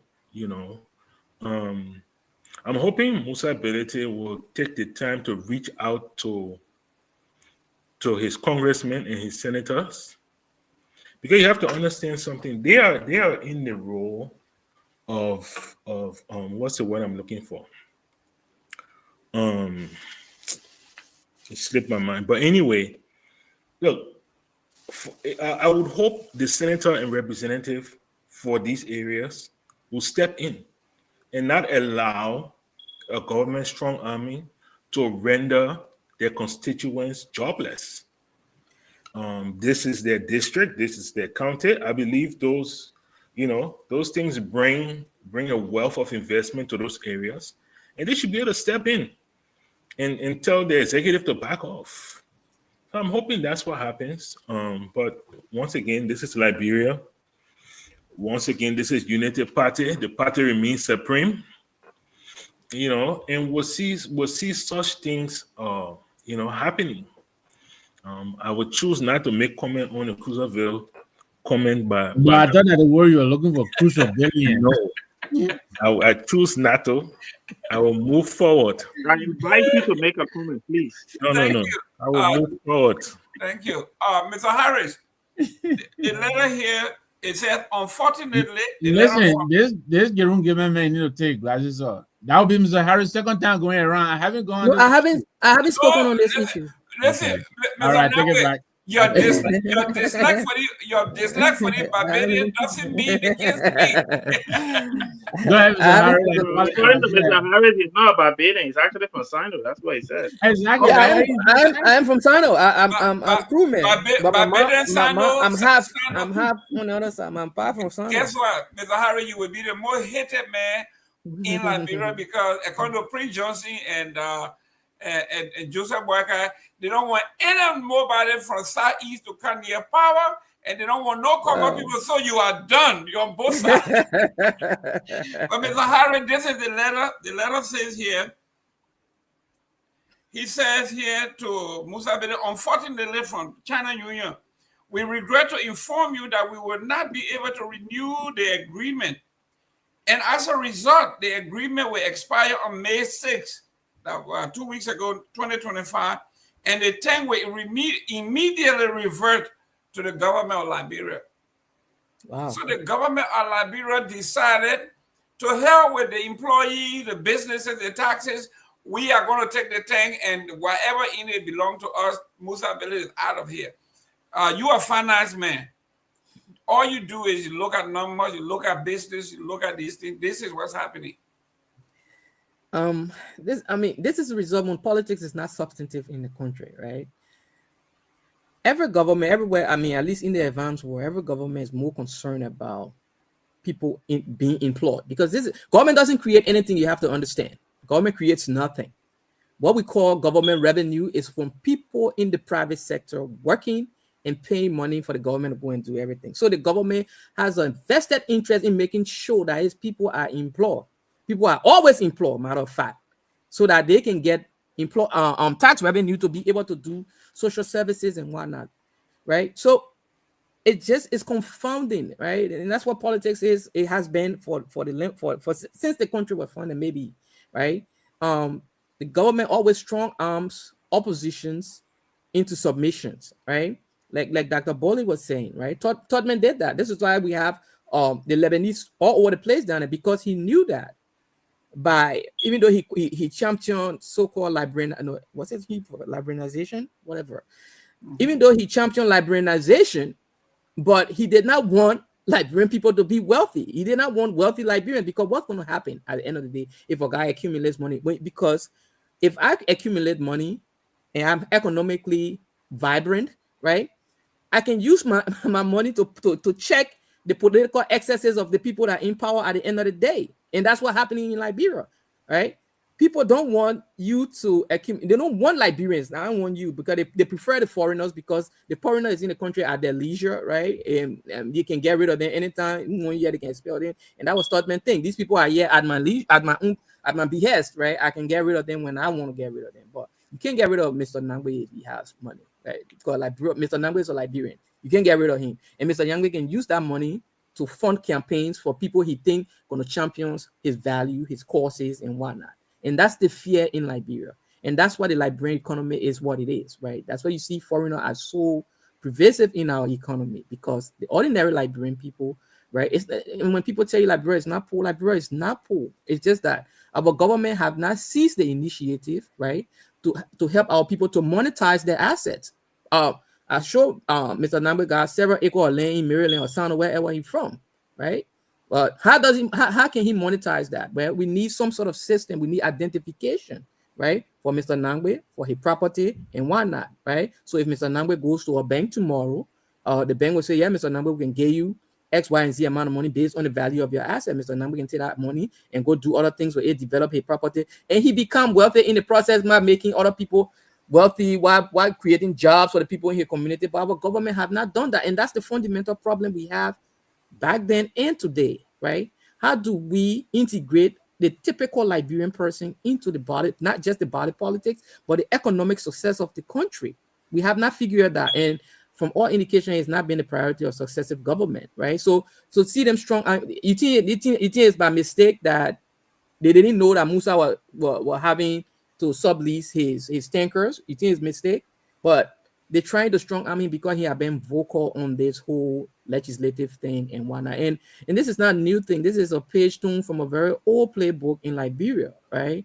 And it is sad because people don't read history and they don't learn. Not only that they don't read history, our leaders, so to speak, not only they don't read history, they have not learned the lessons of history, right? And so you see they come there and they with no reference whatsoever and start to repeat the same mistakes that brought this country to its knees at the end of the day. So that's the problem we have here. We like people that have no reference, none whatsoever, and they don't know what they are doing. That's what it is. Dr. Booty, they show, they call it a show of force. I think Mr. Nangwe is the first. I've already been on this topic. Maybe all I can say is at least the people who know history. Don't cheat. You know the proper history. Yeah. You just cheated. You say you want it, but you want to throw it. Mr. Nangwe, here we are now. I mean, please, how can you? You've been in government, you've been around government topics like I have been for a long time. I have never seen that one letter signed by the Justice Minister, the Minister of Lands and Mines, and the Director of Petroleum. I mean, it is just the minister that represents the country, the Attorney General. If you find something illegal run, he writes a letter and says this is that, and then quote whatever section of it. Why bring the whole government to sign? Why everybody has to sign? I think Padma is right. Heavy-handedness is not even enough to describe what is happening here. I think the government is exposing your hand in this matter. It's clearly this is political. My friend Glendy here is written here CMC. I mean, what else is there to conclude but that? And she's right. This is what this smacks of. But I think it was also Padma who said, he hoped some of the legislators will actually stand up, against this move. I think it's atrocious, and I hope this is going to be the John McCain moment, and stand up to the government and say, no, you can't do this. Like Mr. Harry is saying, this government really, maybe they don't realize it, but this lid is boiling, and pretty soon it will pop. They don't know how many people are unemployed, and this is an entity, Liberian involved, Liberian owned entity that is providing job employment opportunities, for Liberians, and they are thinking about putting this man out of business. What sense does it make? When these things happen, usually the government actually intercedes on your behalf with the foreigners and negotiate a settlement, if it is a fine or whatever it is, and then this is resolved. But I read a letter and I was just blown away by it, But I also hope that the opposition community, this is a town trap. Today is Musa ability, but this is not for right alone. So I'm just really shocked that this is happening in this day and age under this government. Heavy-handed doesn't make sense to me. That they're coming down so heavy-handedly on this matter. But yeah, I think Musa, I haven't spoken to him about this, but I think he intends to fight it. And he should. You know, he should talk to his lawyers and mount a defense against this thing. I think whatever it is they're trying to do to him, there's nothing else that screams out other than the fact that this whole thing is being politicized. So I mean, my colleagues have said everything else. I don't have anything else to say on this. We just Great. watch to see how it plays out. Great. Dr. Booty, let's talk about it. We're running out of time. Let's talk about the Kofa thing. Kofa wrote the house. He asked for 2 months vacation, not vacation, 2 months, I guess, leave or absence. He wants to spend time with health issues, but he most important, wants to go down to his constituents. He says for the past almost 18 months, he has not been in his district. He has not spoken to the people. He wants to go and spend some time with the folks, do some consultation. You talk to me. If Kofa was not dealt this blow, would his constituent be on his mind? Talk to us. You're funny, Mr. Cayman. That's a tough question. I'm just asking you. Yeah, that's a tough question to answer. I think, it seems very convenient that now that he's finally done what Mr. Nangwe asked him to do long time ago, and Kuhn has been legitimized as Speaker of the House, that he needs to go and recuperate, right? Because that's basically what it is. I'm not sure what the health reasons are that he needs 2 months to go to his district, but I'm not sure whether they got the medical expertise there to be able to treat him. Well, I know that traditional medicine they're going boring, or you're going drink kujolobo or wedding in the district. I got a clue. So I'm not going to. Exactly. I'm not going to dwell on it. You're going to press your grandparent. You're going to sign up a grandcrew. Yeah, So look, I don't know how to answer the question, Mr. Nambi, Mr. Gaiman, because one, it doesn't make sense, but it's his right. He has the right to ask for it. I hope they grant him the time to go and spend time with his people. At least they get to see him after a long period of time. And whatever treatment he's going to get there, let go get his treatment. Like Mr. Harris said, maybe he's going to collaborate with his people to get traditional treatment. So, let go collaborate. Mr. Padmore, these guys get elected 6 years, they don't go home. You think Kofa is hearing some footsteps here that, hey, somebody may want your job, you better come back and take care of business, because if he had remained speaker, he wouldn't mind going there. One time I saw him in Sano, in Grand Cru, was during the election when he and Joe were doing their traditional dance and running around. He has not been there since. But when Joseph Walker clipped his wing, all of a sudden now, he wants to go home, go talk to his people. Your take on your homeboy, God, your man.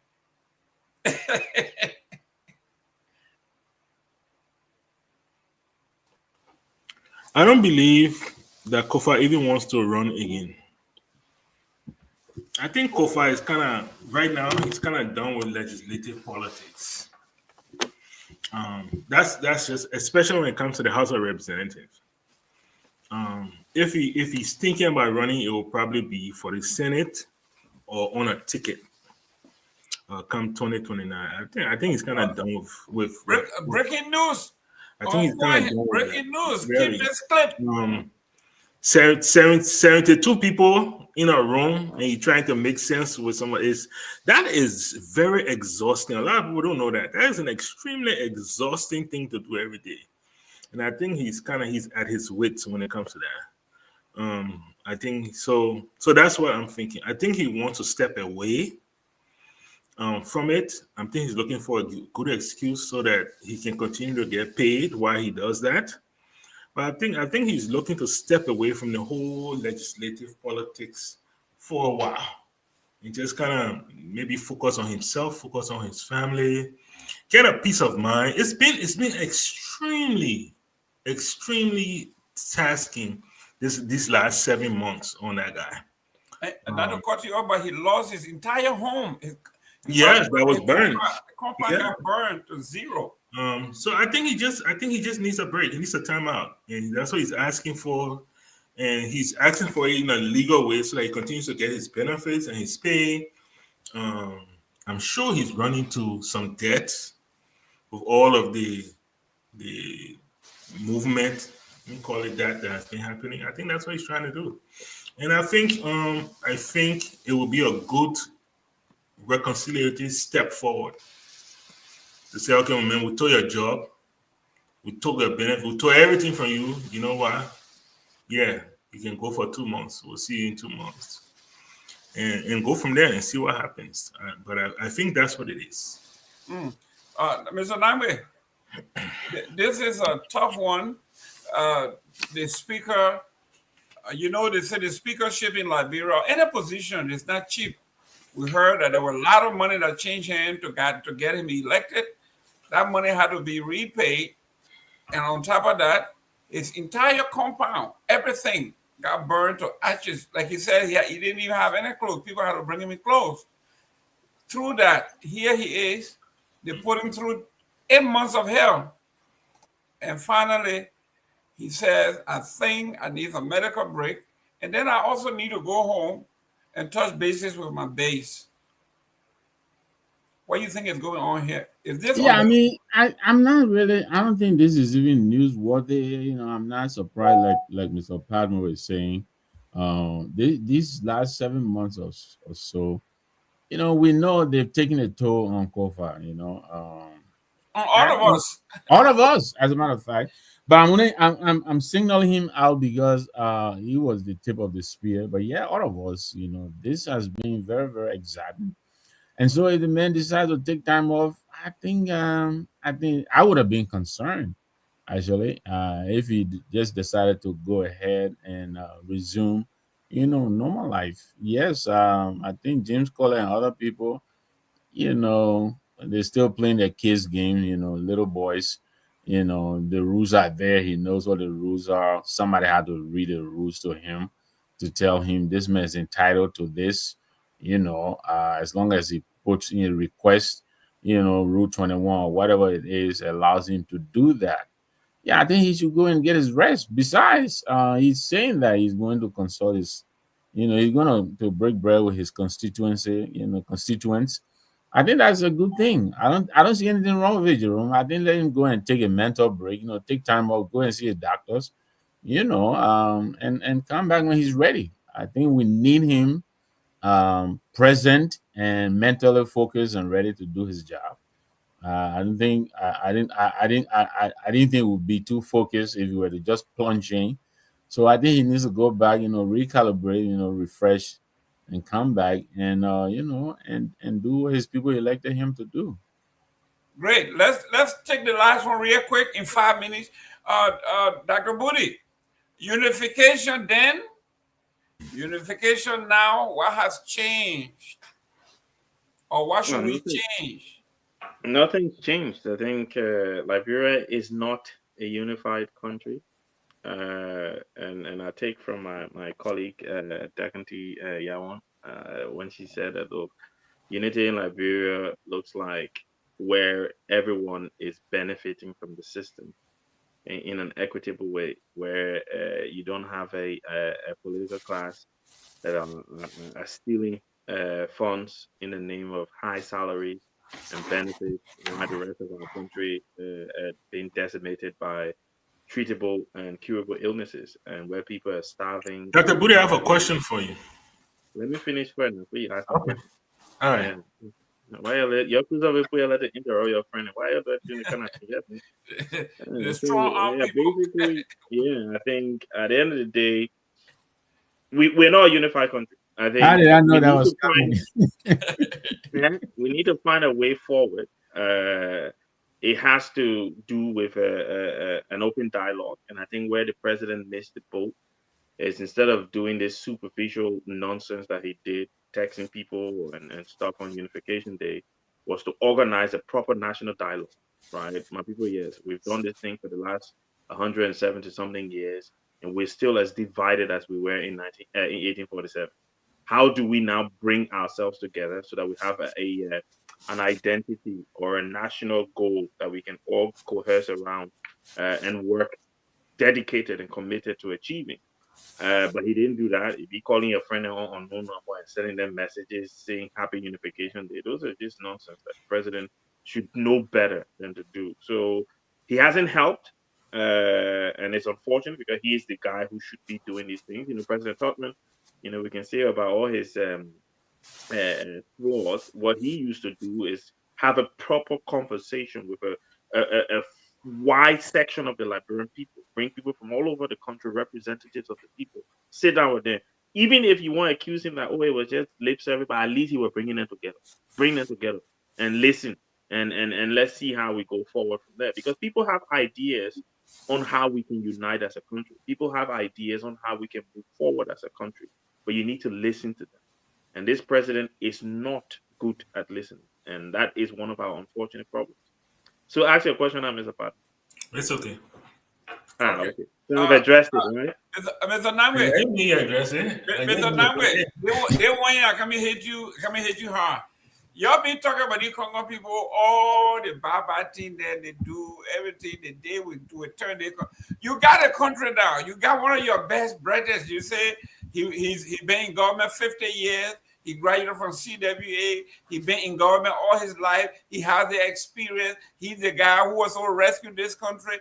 Now, what do you have to say? You want to apologize to the Congo people? I mean, look. Give it. Padmo, I got him. I got him, Padmo. I got him. All right. Booty, text a man something. Text y'all be texting back and forth. But he's even thinking about why are you apologizing for? I said Mr. Padmo and Mr. Harris. Everybody has a right to be in Liberia. What I said was we have to coexist, respecting with mutual respect. Don't redirect my question. My question is, you got Boyka there now. He's a countryman, highly educated, 50 years experience, and look where we are. Yeah, but he was taught by the Congo people. That's exactly what I was about to say. There you go. Listen, Mr. Padmo, Congo people is the default. Go ahead, blame the Congo people. They did this. So, Joe Boyka, he went to CWA. Where did the Congo go to school? There where Padmo went. He went to CWA. Yes, I did. So it's the oldest institution. It is the oldest institution in the nation. But guess what? Padmo, you train Boyka. They trained the president. He graduated from CWA. I went to Tottenham High School because that's where I could afford to go. But look, on a serious note, Jerome, I think this president, look, unification is more than just picking up the phone and sending a text and stuff like that. Yes, what is unification? The whole intent was what? Access, equal access, inclusivity, right? Deliberate openness of access. Look at the government. This president set up. I mean, all jokes aside, I think up to now, more than 80% of this government is still from Lofa. That one county. I'm not even saying the northern region. Where is that? How is that for inclusion? This is what unification is about. So I don't know whether he doesn't understand that. They even made the issue a statement that he called we and called Ellen Johnson. What is that supposed to mean for unification? What is is it we and Johnson who are feeling left out of the national pie? I don't think so. And that's not what unification was about. Unification is about reaching out to the people who feel outside of the government, who feel they don't have access to government resources. They're not eating part of the pie, right? That's what it is about. Deliberate planned activities to make all of us feel a part of this country. That's what unification is about. So that the president called President Weah and the whole day was overtaken by that one story. You call me, no, I didn't call you. No, you call me, no, I missed your call down. You don't have my number and all that. Nonsense. Nonsense. What is that supposed to do for us? Look, I was in Murray 2 weeks ago, Jerry. Now, I don't know if you all have noticed this. Now, besides all the things that's happening, I see mothers, old mothers, forming a troop of them, 5, 6 of them, just walking the streets and begging. People's mothers. And I dare say most of the people came from Clariton, where my people live.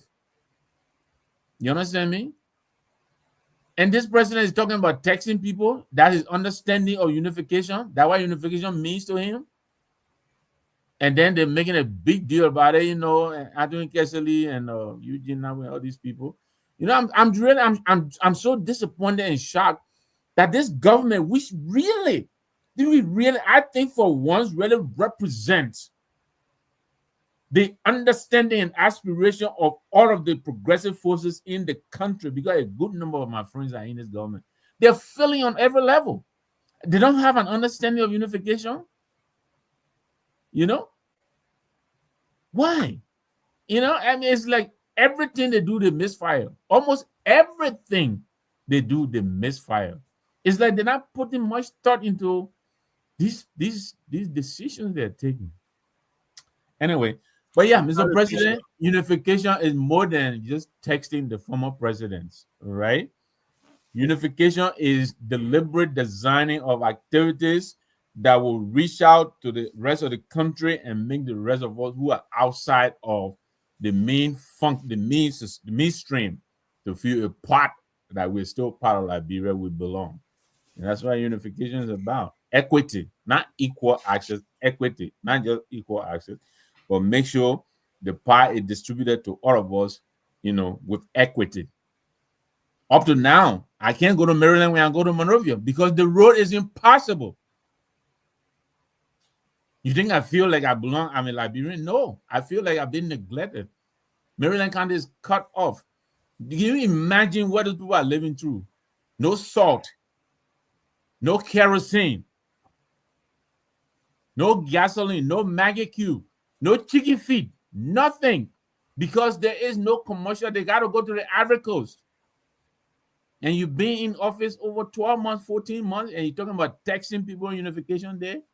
Come on, man. I mean, Dr. Booty said, I'm generous, but my patience is running out, quite frankly, because I just feel like there's always an opportunity for them to turn the corner, but they're taking too long to turn this curve. They're taking too long, and it looks like they're going far and far away from turning the curve. I'm really disappointed, I got to say. Anyway, you driving out old man before to turn care when you old, it can be easy. Mr. Bradmore, every time you and I talk, you want to do business. You said the last time you said, I think I'm going to go to either Bong or Magibby, open the place, create job, people can work. Don't can close my leg business down. Oh yeah. So you who not a government person, you thinking outside of Monrovia, they hire more people from there, give people opportunity. Why did Monrovia people? Why is there something about this Monrovia thing? Well, I believe I'm quoting Cicero. But he said, the slave does not dream of freedom. The slave dreams of owning his own slaves. This is Liberia. All the people you see, Amanda, where to? They're not invested in freedom.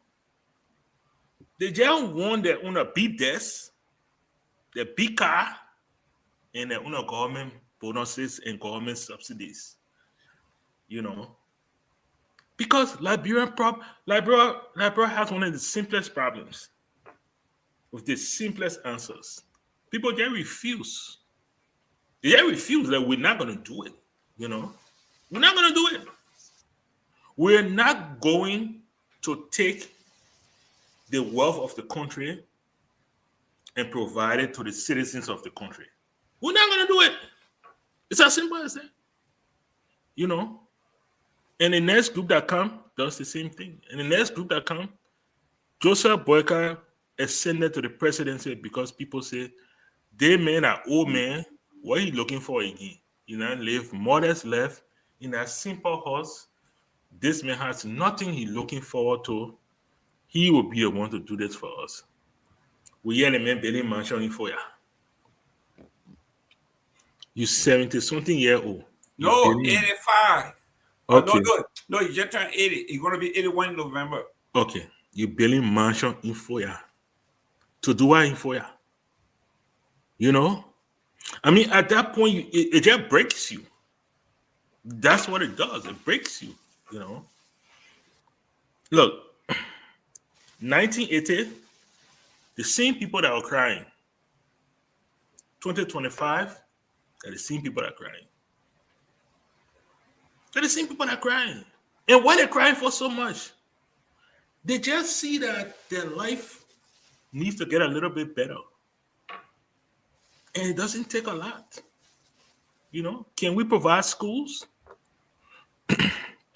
You see, when I start talking on that level, my colleagues forget first. But sometimes I'm forced to talk like that. Because, you know what?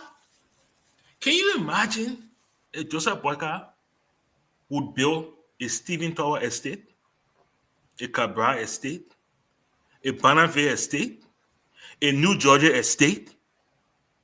I mean, the people getting a dusty road and they're celebrating. I mean, can you imagine if a Joseph Boyka would say, you know what happened? In my 6 years, we will build 6 huge estates to provide housing for our people. They taught me how that Nangme went to Central High, Charlotte Memorial, D12 High. Name me one school that has been built in that magnitude since 1980. You can get very Congo people, but I will tell you something. You need to save some of that anger for the other people because they have not done us well. They have not. You know, and we need to tell that other person. Did you see the Bagumba High School yet, I do? I saw that note. Yes. Look, I mean, but Nangme, I mean, sure, the Liberia that we grew up in, and you were angry. Think about it, oh, the Liberia you grew up in, and you were angry. Think about it today. I mean, this is not to justify what people did, but it's just to say, Body grew up in Bonmans. Some foreigner king, they sign concession. They say, we'll take your iron ore. But in replace of the iron ore, we'll get you housing. We'll get you jobs. We'll get you good school. We'll get you good hospital. Bonman Hospital. People used to leave Memorial and go Bonman Hospital. I know that for a fact. You know? We'll get you this. Now, when we talk about Bee Mountain, and Asana Mita, the people are living continuous. And I'm thinking like, okay, what happened? You know? So when we are angry, we need to cease some of that anger and lay it down today on the people that we call our leaders today. Because they have not done us well at all. Ladies and gentlemen, we have come to the end of the show. Can I have a minute to push back? No, you come here. You got Mini fini. Your scratch card fitted. Go ahead, Dr. Budi, address this. This is serious. Yeah, so when Mr. Patmo makes these kind of statements, the reason some of us push back, there are a lot of reasons. So first of all, when you take 133 years, right? It was only in the last 10, 15 years of that 133 that they started building all these schools, right? Mm-hmm. You can't compare that to 40 years, but not even 40 because we spent 14 years of that fighting civil war, destroying most of these infrastructure.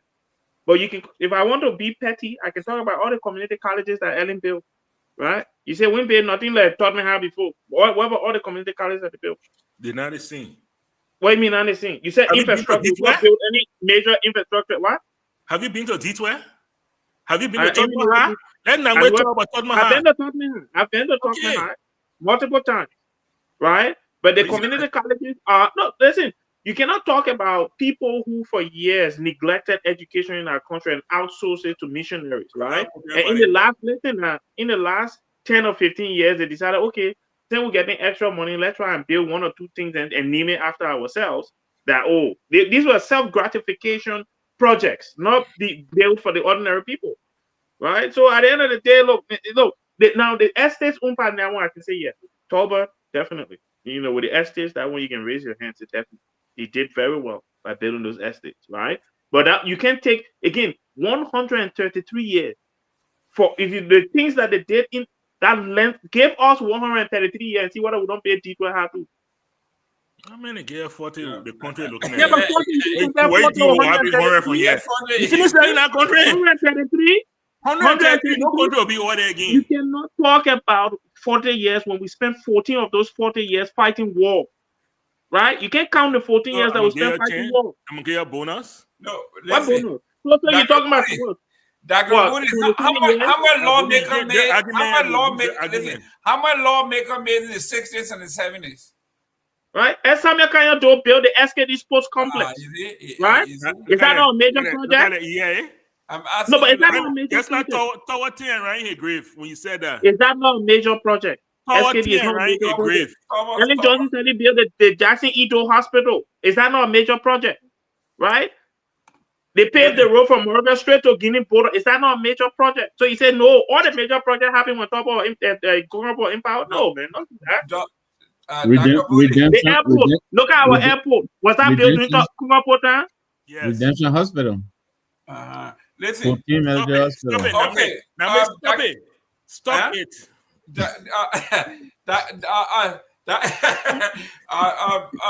Mr. Nambe, you're 3 minutes, man. So listen, I hear where Mr. Padmore is going, but I can understand the outrage from Dr. Booty.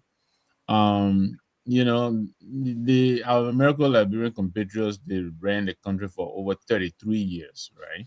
And what is it? William V.S. Tubman was a loon. It was built in 1967, 68, right? And that place was in disrepair. I went there. They had to end up building an annex to that place because of their far-sightedness. The place was small. You know. Why was it built? Why was it built? To accommodate the student population and keep us from CWA. You know, that was the place we were supposed to go. Then you'll go to CWA. You know, in Joe Baka, then you'll go to smarter people than CWA. No, but you think the part, but that's disingenuous. Having smart people is not the same as having the best facility. Those are two different things. That's what it means to talk hard. Listen. Nobody had smart people. That's what you said. We're talking about facility. The facility is not compared to CWA. Better facility than CWA. That's not true. Dr. Booty, where did you go to high school? I went to Bongtown School. I went to Bongtown School, man. Don't listen to I went to Ganta. I went to Ganta Methodist during the war, and then I graduated from St. Peter's. Jerry, you went to St. Peter Clover? Where you went to high school? Bassa High School. Okay. Yes, I'm a real man. I only know that government told my 3 minutes here. I did not go to government school. I did not go to government school. They went to private school. Dr. Booty went to private school all his life. Yeah. You know what uniform? Talking about you from Sino. I wore uniform. He never been to Sino. That man never been to Sino.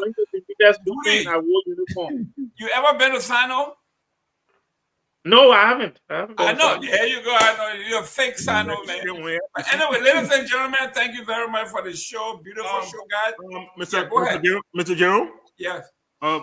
Please, they wanted you to advertise this, the flyer for 7 o'clock. So I'll put it up. Yeah. Okay. We got the fundamentals of African spirituality. What is African spirituality? African spirituality and other religion. The concept of God, devil and angel, afterlife, heaven, hell, or what? Witchcraft, sacrifices and rituals, African spirituality and modernity. Oh man, that's today at 7:00 p.m. Eastern time. This guy is bright, guys. You need to tune in. This is Hour of Faith. We will actually tune in, guys. Please That will be in the next 30 minutes or so, 25 minutes. You need to listen to this guy. Sekou Keller is an excellent presenter, understands the subject matter. Thank you very much for the flyer. But as usual, we are here. We'll be back here next Sunday. We need to have our reconciliation. We need to have the palaver hot talk. Please don't bring no doctor here and all that stuff. We need real people to talk about real issues, and then we go home and discuss. That's what the people in South Africa recommended, that if you really want reconciliation in Liberia, do the palaver hot thing. You go from village to village, talk to the people, let them tell you, let them vent, let them tell you their struggle, their flight, their plight. Instead, we want to be academic about it. And the people who actually were affected outside of Monrovia had no say so. Women that were raped, people that were murdered, dismembered in front of people, nothing. It all became academic. So, Dr. Booty, thank you very much. Mr. Padmore, let us keep talking about these things, but we need to know more about our brothers and sisters that came. I also want him to come back here. Let us see the relationship between Cruiserville and Bensonville. Is that Bento, eh? That Bensonville? You need to end it in big. Let's not get I want to know more about Greenville. Bento was supposed to be the capital city? A lot of relationship between Bento was supposed to be the capital city, huh? Yeah, I think the capital city of Maserati, right? Bento is the capital city of Maserati. Okay, there's really nothing called Bento. You know what Bento is for? Toba, Bento. Yeah, that's a nickname created, and then it became, like Brempo quit to change things. But it's actually Bensonville. Yeah. No, you're coming up with your Donald Trump. You're quit to put your name on something. Toba High School. Bento. You got detour now. You say nothing about detour. You got your own detour. And it's sinking. It's sinking over there. That beautiful school, man. I've been to that school. That school is beautiful. Beautiful, but it's sinking. The people that build the infrastructures, man. I went to Dr. Howard with an inside gym. I'm like, what? People got all the thing there, yeah? No, it was a very beautiful school. Yeah. I have to admit that. Well built. Brother, stop talking about tokens, man. What are you talking about? Look, we have to. I went to CBA. Man, I've been to D12. And look at D12. I'm like, whoa, this is infrastructure. No, beyond all things. Mr. Padmore, all we need to do now is push for. We need to push for preservation society in Liberia. We need to push for preservation society funded by the government to preserve our history. We got to preserve our history, guys. As always, whether you like it or not, we'll be here next Sunday. We are all Liberians, guys. And please, we are Liberians. Liberia is our home.